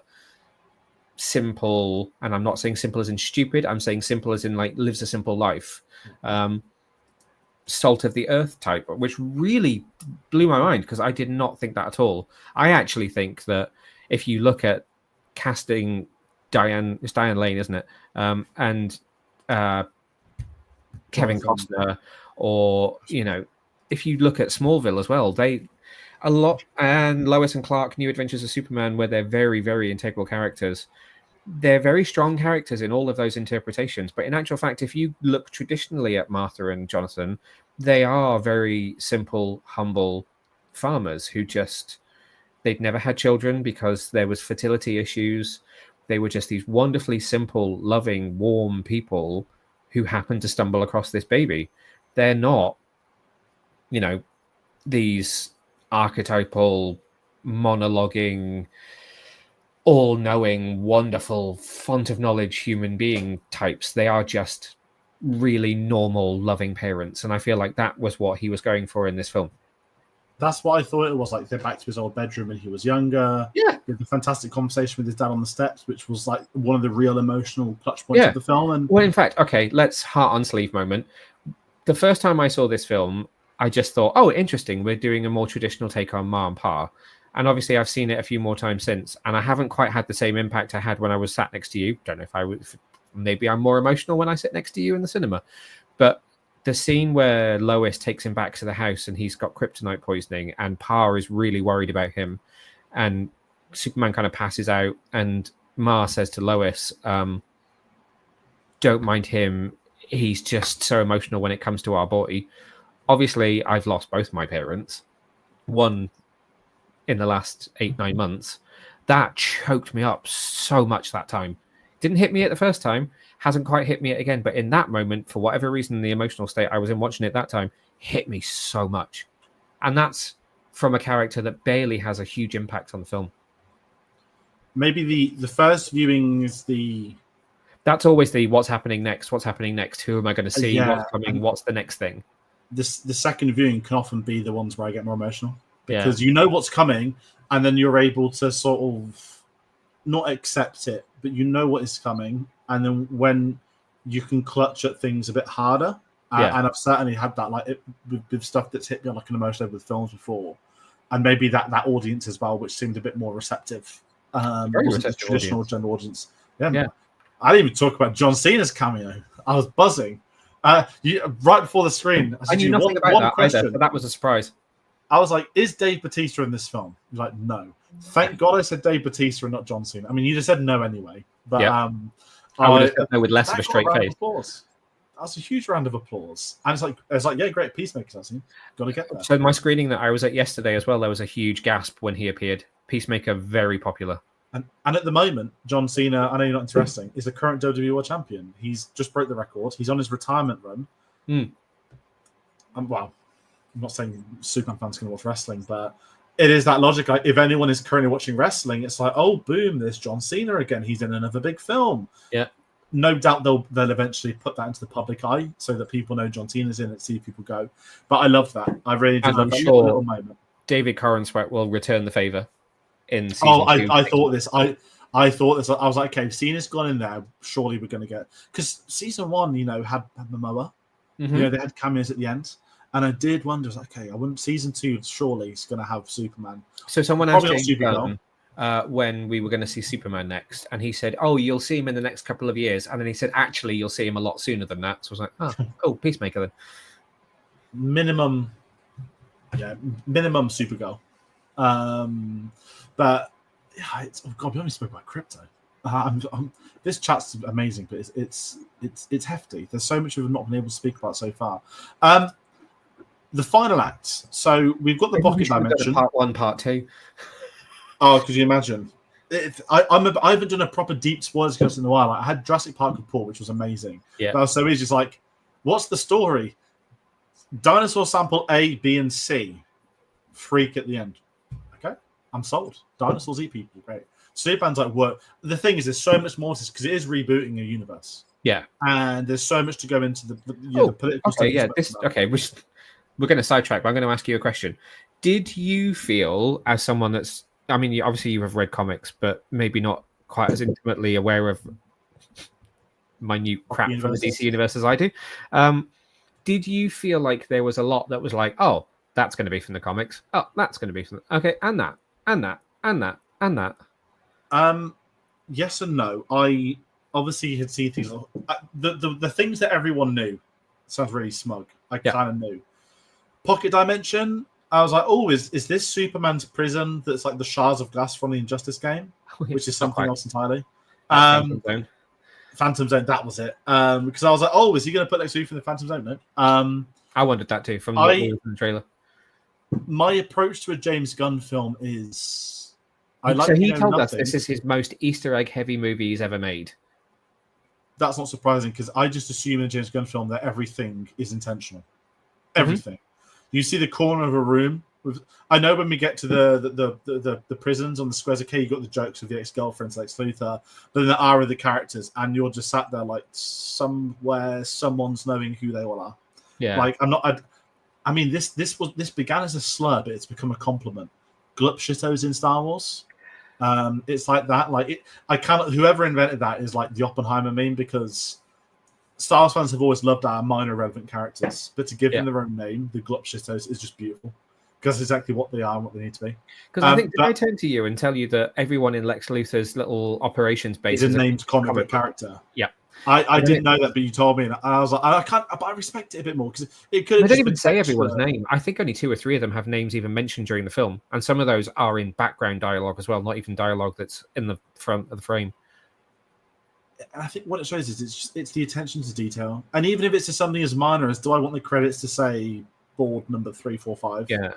Find a comic, put them in the role. I like that, and it feels more like a universe, right? If he's actually going into that comic origin in those worlds, he's building a universe, and it feels like it's happening. That's where I think the balance between it looking like it was going to be overloaded and not being overloaded is, because would it have been perceived differently if they weren't characters from the comics?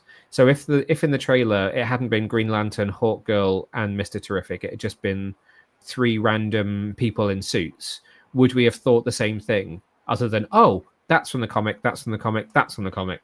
And I wonder if that's what makes people think it's more overloaded than it is, because everything is a reference to something else. But what I was going to say was they're not necessarily important, because like you see Luthor Corp obviously plays a part because it's a location. You see, Lois, when in the interview scene, Lois's audio recorder is made by Lord Tech, which is the building that the kaiju also attacks, which is obviously also Maxwell Lord, who is sponsoring the Justice Gang.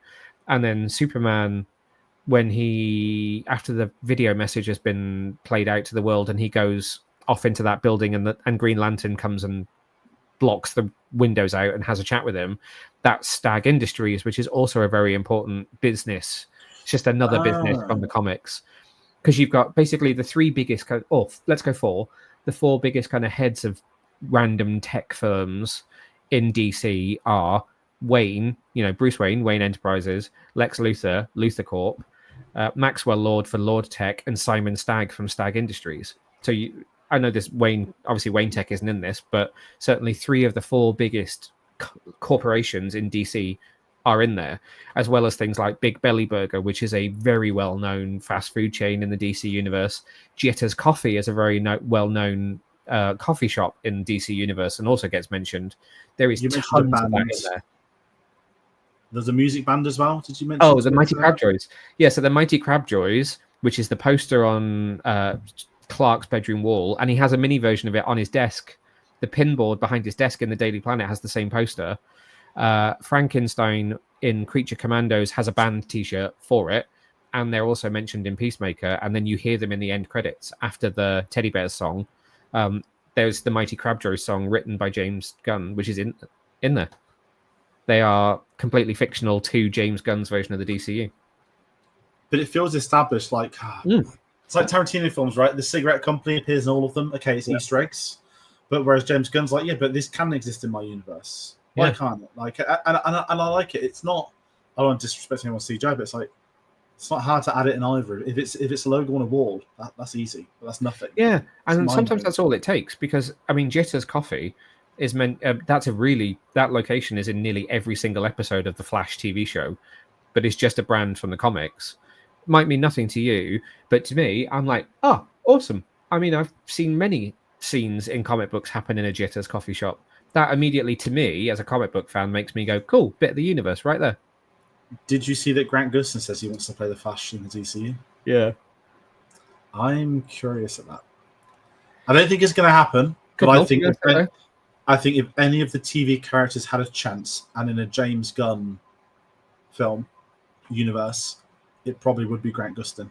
I genuinely, as much as I think that show goes really off the rails towards the end, think it was an insult that he wasn't in the Flash movie when Ezra had been in an episode of the Flash. Yeah.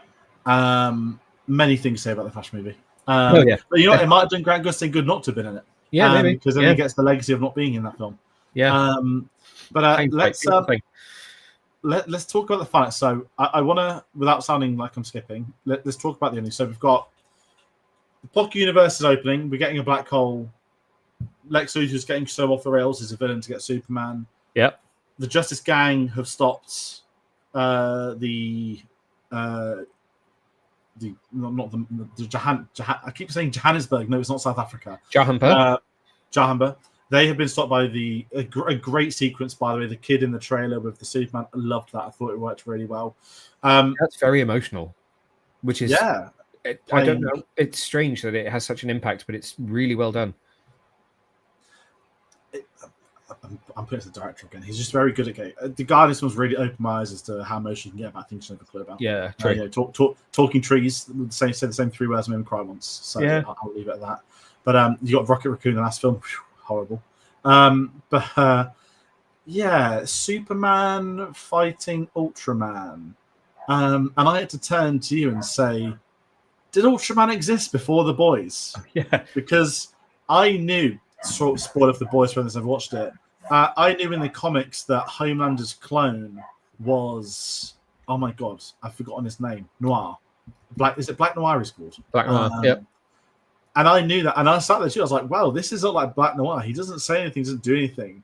And then it was unveiled as a clone. I was like, "Oh my god, it's The Boys!" And you're like, "No, that's been around for a while." I was like, "Okay, I'll take that." So I didn't know anything about it. Was created by Gardner Fox and Mike Sekowsky. He first appeared in Justice League of America number 29 in August 1964.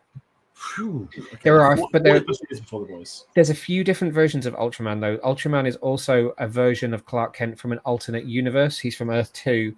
Is it Earth 2? Yeah. Oh, no, sorry, Earth 3. So it could have gone multiple different ways. It's pretty much always Clark, but sometimes it's clone from our universe. Sometimes it's just an evil version from an alternate universe. But obviously we went clone. What did you think of it for the opening film to have that? Because I liked it. I liked the fact that he was stuck under the command structure. That it made sense as to how we could defeat him, because you had to clone him to then be able to control him. Yeah. Combined with the fact that's how he got into the Fortress of Solitude from the start of the film. So the plan at this point, everything was coming together. It was like, wow, genuine really well. Yeah, and the reveal didn't feel too dramatic. It didn't feel stupid. It felt like, well, okay. And the fight themselves, I really liked. It's quite gnarly at times. Did you? So did you think it was going to? Who did you think was under that mask? Do you want my honest answer? You think it was Henry Cavill? No, I didn't think they were going to ask him. I just thought that was a villain. That was it.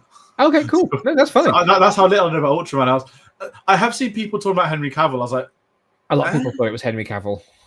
That would have sent the world into stratosphere. Yeah, I don't think Henry Cavill would have took that. No, and I not also this think early. That narrative would have completely overblown the whole film. Yeah, everyone was talking about. Guess what? Cavill's back. I think, and I'm going to make this prediction now in the year July 13th, 2025. I think, should this be a successful universe, I believe Henry Cavill would one day do a cameo. Nothing more than that, but as a solidification. I'm trying to think of like a complementary Marvel version, not like. I mean, if they do Crisis on maybe like an Andrew Garfield, Andrew Garfield Spider-Man, like not bring all the Supermen together, but like. This is hey, it didn't work out for you, but it isn't your fault it didn't work out. If they did Crisis on Infinite Earths, he could absolutely come back and have a massive redemption. Like a huge redemption. And I think, depending on how the Warhammer series goes, because he's deep at work on that. But yeah, I do like Cavill. He probably isn't going to the reason I asked you that was just because for me, as soon as I knew Ultraman was in it, I was like, okay, so David Corenswet's playing 2 roles. So I've probably known for 12, 18 months. I don't know Ultraman, so there was always a chance that it might not have been, or it could have been him in heavy makeup if they tried to turn him into Bizarro or something. But I basically, from the first set photo of that costume, where you can basically see the little U on the chest, I was like, okay, cool. David Corenswet is playing 2 roles in this film. But interestingly, because obviously the first time I saw this film was with an audience of DC fans. So I think pretty much everyone in the room knew who it was going to be. So then every other screening I've been at, I've kind of looked around the room in that moment to see what reactions were like. And it's 50-50 between people going, oh my God, it's him. And other people going, it's totally going to be him as soon as he takes that off. That's going to be David Corenswet. I think I gasped. Like, I was one of the shook people. Like, oh my God. Because I was literally just sat there like, The Boys, Homelander. Obviously, it's not. Yeah. I know everything The Boys is pretty much parodied from something else, but that shows how The Boys was a DC comic book as well when it first published. Was it? Yep. The first few issues were published at DC, but then it split off and moved to a different publisher. I love the video of the guy that went to the Amazon preview screenings last week when he rocked up as Homelander, and now it's become a thing. I'm like, listen, I respect it's become a thing, but I respect that guy that did it the first time round. Yeah. Because that was just very cool, and I loved that. But I don't have much to add on the fight sequence. I don't have much to add on the city destruction. I'm fine with the fine like narrative because I'm invested in the story. I'm invested in the characters. It's a good fight sequence. It's a very, very good fight sequence.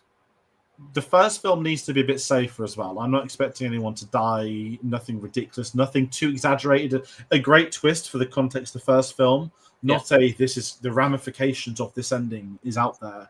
I think it worked really well. And to without sounding like to get Lex Luthor still alive, have his comeuppance. Yeah. Now you're the public enemy number one. Superman's going to be loved by everybody again.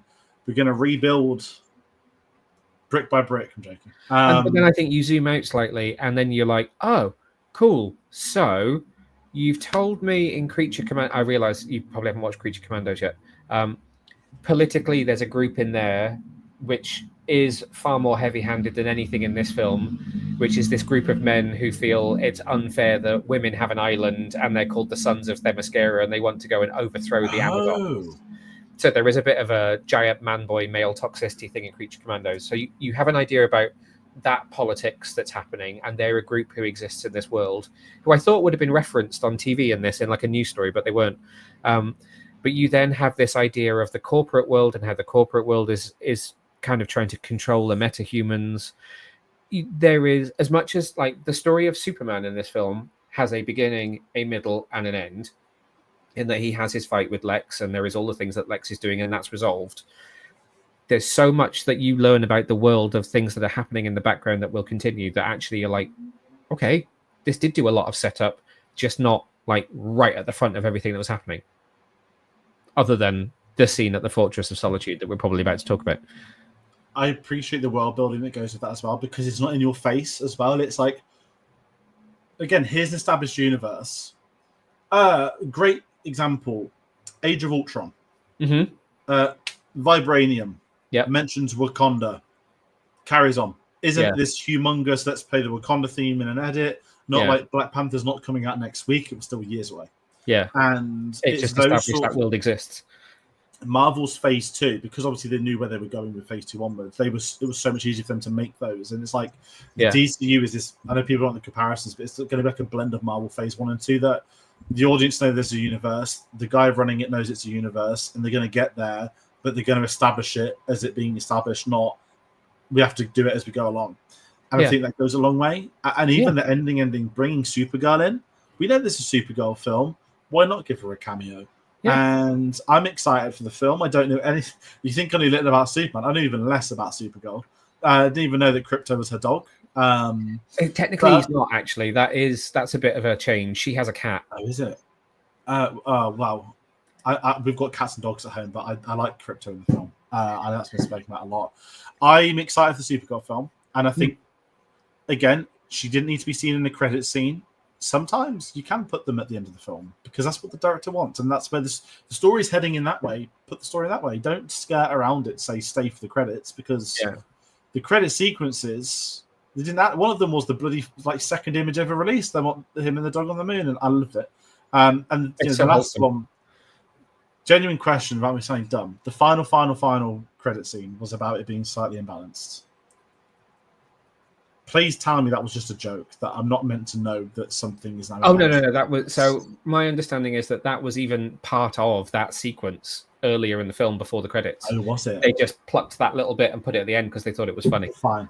James Gunn has been very, very vocal, and he said this in conversation when he did his Q&A at HMV, he said, because he was asked about post-credit scenes, and he said there are too many occasions where post-credit scenes have set up something that no one ends up wanting to pay off. And he said, even I have done it.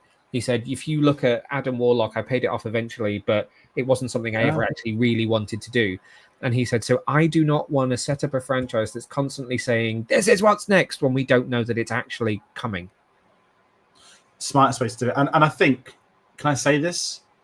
I think general audiences are starting to tire of credit scenes now as well. Yeah. And I can tell you this, as a film person. It was such an original idea, and now it's just too prevalent. I hate that I have to actually go on my phone. I hate the fact I have to Google before every film I watch, is there a credit scene? Is there a credit scene? Yeah. And I hate it because it used to be, surprise, there's a credit scene, or only expected Marvel. Yeah. And then you go out in the cinema, it's like random fucking film now has credit scene. And I'm like, but why? And I think, you know, the biggest betrayer of this, I will always say, is Black Panther 2 of, here's this really integral character arc ending scene, middle of the credits. Yeah. I know they did it with Sinners. It's like, here's Sinners. Here's 2 fucking final scenes. Yeah. But I actually appreciate the second one because I think, oh God, I forgot the director's name. Ryan Coogler. Ryan Coogler said he didn't want the final scene to be the final. He didn't want the second credit scene to be the final scene because it's in the future. And he's like, in the future can be the end of the credits to show time has passed. I'm like, that I actually get. Yeah. That works. And it wouldn't have worked right at the end of the film. But not in Black Panther 2, that didn't work. Yeah. That was ridiculous. But yeah, it's... Oh, God. I noticed that from the 2 public screenings of Superman that I've been to, most people got up and left after the moon shot. Yeah. People are... They think there's one. They don't want to stay... And I think people would be pissed off they wait for that second one. And it's not... You shouldn't expect something to come from it. But when there are 2 credit scenes and they're not setting anything up, because that's not the point, but the perception is they set things up, so people then get pissed off if they're not setting things up. Exactly. But we need to lose very clear it's never going to do that. Yeah, it needs the perception of we're not setting things up for these scenes anymore. That's a film industry problem to me, not a Superman or DC thing. Yeah. But I know we've spoke almost 2 hours. Oops. I'm loving this. What are your final thoughts? I don't feel like I've skirted around or I've missed anything mega. No. Final thoughts. So I gave it 4 out of 5. I did not give it 5 out of 5. I know that will surprise anybody that knows me as a DC shill. I do have a couple of issues with it. I was very unsure about the way Jimmy Olsen was characterized, but it's grown on me, particularly because I've realized now there's a shot that gives me hope that he's just on a character arc. Because I think I said to you pretty much straight away that he was one of my big issues because I just don't understand this. Like when he's on the phone with Eve and she is literally potentially going to lose her life because she's basically done industrial espionage and got all this information on Lex. And she's like, does this mean we can spend time together? And he's like, do we really have to? That's not Jimmy Olsen to me. I felt like that characterization was off. But what I had totally missed on both of my first 2 viewings of this film is that when she gets freed at the end and runs up to him and gives him a hug, and she's like, Jimmy, he actually smiles. And I'm like, hang on a minute. Okay, there's a spark of Jimmy in that moment, so I have hope for the future. But I also took issue with the Minecraft river. I just felt like it was a step too far for the general audience because I felt like it was almost a step too far for me. And and in my head, I'm thinking, if this feels like a step too far for me, who has been living in this universe for 4 decades, then the general audience is going to be sitting here going, what is this right now? I just saw it as a river and didn't think anything. And yeah, then when they fell in, I was like, oh, they don't die by falling in it. Okay. Yeah. It felt a bit pointless. Like, this is my thing. I'm the same boat as you. I gave it, I don't tend to share stars. I don't, because I can change them at will. Yeah. I put 4 out of 5 on Letterboxd because it's solid. I had so much fun with it. I had a lot of heart. I had what I wanted. I think what I need as well, like in my own life and what the world needs. This is the Superman film that I think we needed. We didn't need another Man of Steel. We didn't need another. And I like Man of Steel, but we didn't need another dour, morbid approach. Yeah. So that's not what I want at the moment out of superhero type films. And I'm open for all iterations and takes on things. It's like the whole James Bond conversation. Superman's the same with me. Like, you can have different versions. Great. I know I haven't seen the older ones. That's on me. But I like that Cavill's Superman fits in this is a different iteration, different take on it. He's not trying to do the same thing. It has its very own space where it can exist as an interpretation. Like all the Batman films, like you can have your own thing. You can have your Michael Keaton.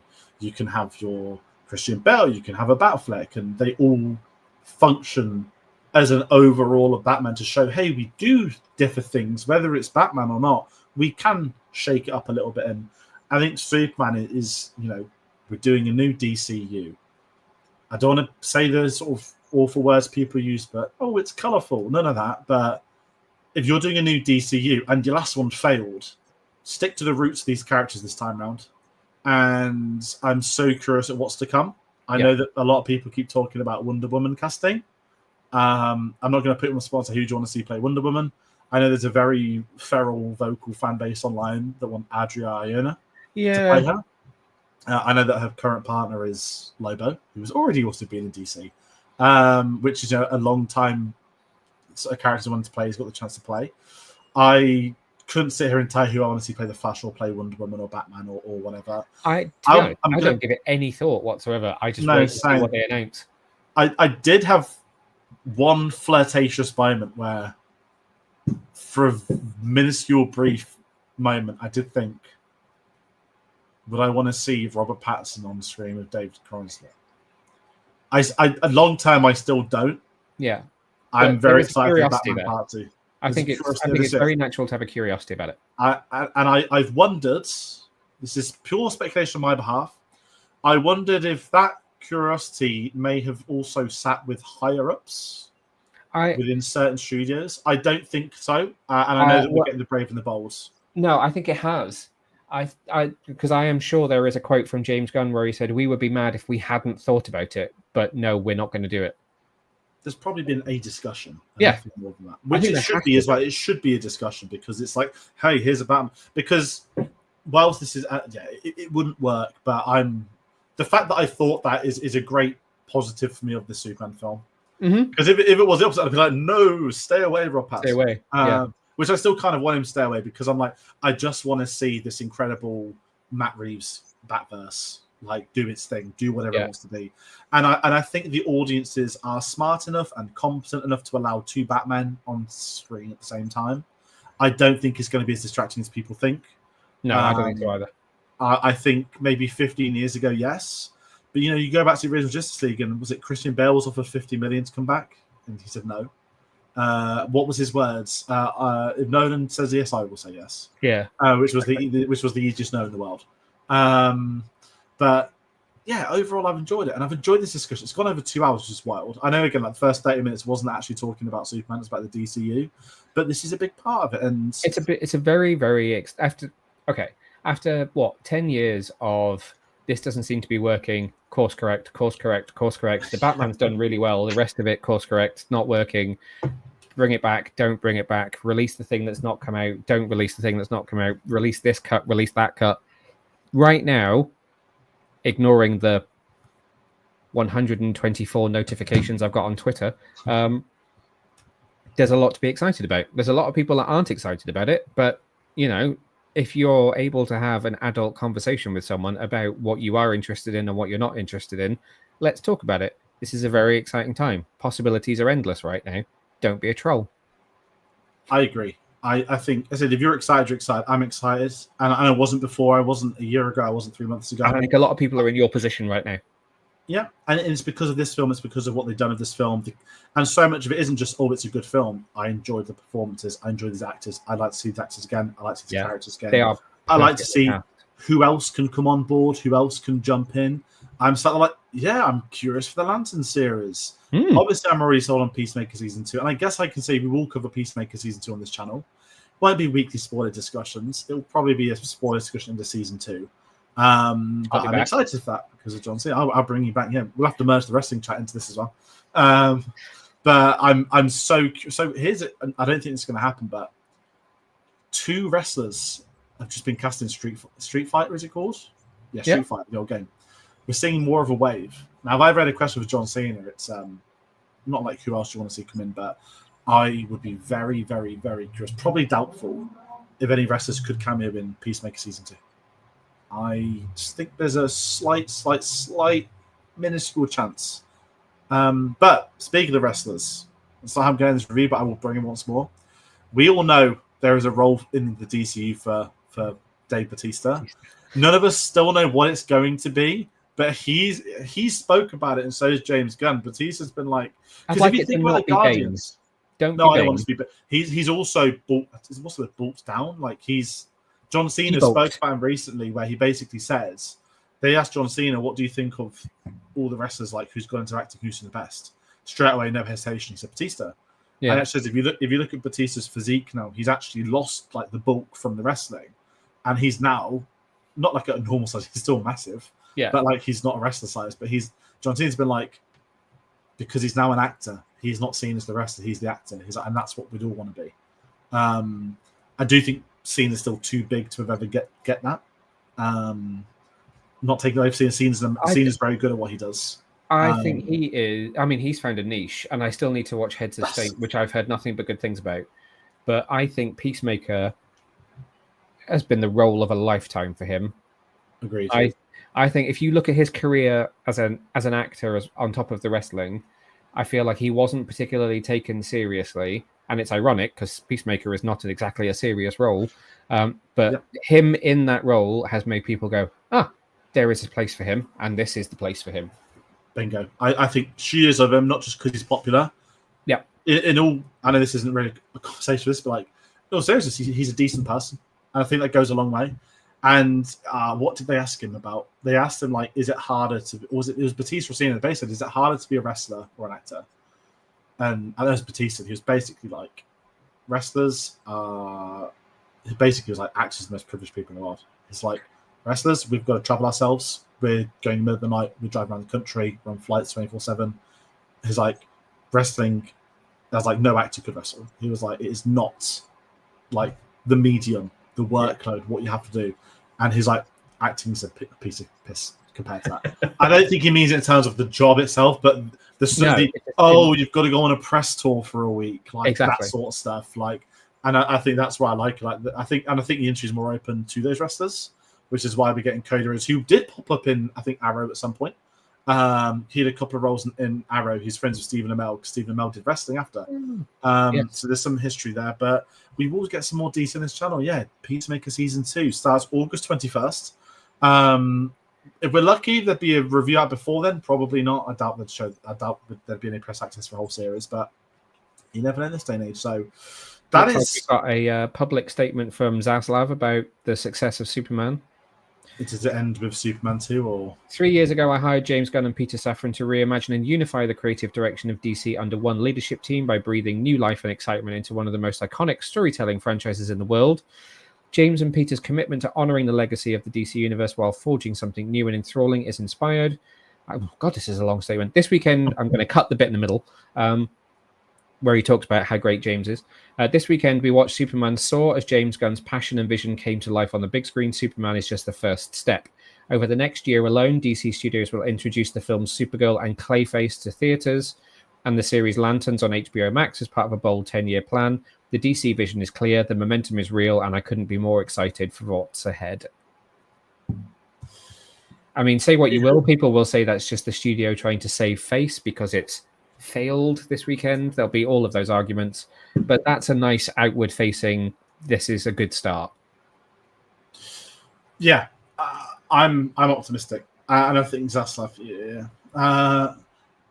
they're happy. The studio's happy. I know they want to get it to 500 mil. It's open with 220. That could go up tomorrow by a couple more when they get the actuals in. It looks very healthy.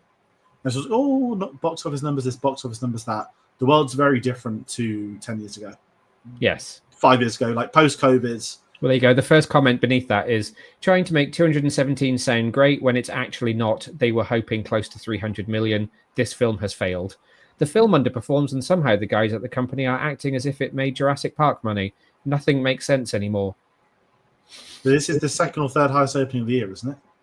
Third highest opening of the year. Highest opening for a solo Superman movie globally. Number one in most territories. There are a few where it came second. There are a few European countries where it did underperform. What I would say, and this is very important, 1989 Batman grossed more than Batman Begins 16 years later. And it's not the money's important. It's not just about that. The critic I've been reaction. saying this to people all weekend. What's most important is, did you enjoy it? How did you feel when you left the cinema? The overall perception by the Psycho Snyderbots online has been very positive from people that aren't big on comic book films, from people in this chat, from me who's not big on this character. This has made me want to go back and watch the films that I've not seen. This is a character I didn't understand until only 10 years or so ago. Even I was like, I don't know how to connect to this type of hero. That's it. And it doesn't take anything away from Man of Steel for me. No. I don't care about those films past Man of Steel at all. As in Superman DC ones, not all DCU. But yeah, it's an interesting one, and it's been a lovely discussion. Before we round out, because I'm very conscious of the clock, get your comic on. We spoke at the start about what you've been up to. What's coming up in a post-Superman world? So July is so jam-packed. We have Star Trek Strange New Worlds back this week. I should have an interview that I did at the junket last week with some of the cast coming out, hopefully in the next few days, just waiting for my footage to come through. We will have Fantastic Four coverage to roll straight into. And then I'd like a holiday, please, maybe. After that, we kind of go into our sort of usual end of summer, autumn horror period, which I'm really excited about. I always really like this time of year because you go through the big comic book movies, which is always awesome and great fun. And then you move into horror season, which is just my favorite time of year. So I'm kind of looking forward to what stuff we're going to have coming up with The Conjuring, Last Rites, and what's around at that time of year too. Yeah. Please, everyone. I'm scanning my head. I did put a link to the channel in the description, so you can access the usual channel through that. Everyone, please go on the website. Follow Neil on his Twitter as well. I need to start getting better descriptions to add in some of that stuff. But as for the Superman stuff as well as your non-Superman stuff, you as well follow. Yeah, if you want to see me get thrown off the top of Canary Wharf, please go check it out on social media. It's hilarious. We have loads of videos with you on the channel before. We did the stuff leading up to the Batman. That's 20. Yeah. That's the first time we got you on 2022. We had you on loads of videos last year with the Mount Rushmore series. You mentioned Peacemaker. If you've politely invited yourself on, then I'm never going to say no. I will take that as an absolute win. You'll have to endure a lot of wrestling chat. The beauty of watching wrestlers in action films is, do they actually get to put their wrestling moves in the films? Yeah. Fast and Furious have done that a bit too much because now it's a guarantee with them. But yeah, we'll find out. But that is me rounding out. Everyone who's been watching, thank you all so much for watching tonight. It's been an absolute pleasure, Neil, to have you on. Thank you. Multiple hours out of your day. I think we've just gone longer than the film did. But again, we'll allow that. We'll allow it on this one off. It could have been longer, which is the scary thing. But that is us rounding out. So everybody at home, thank you all so much, and we'll see you on the next one. Take care.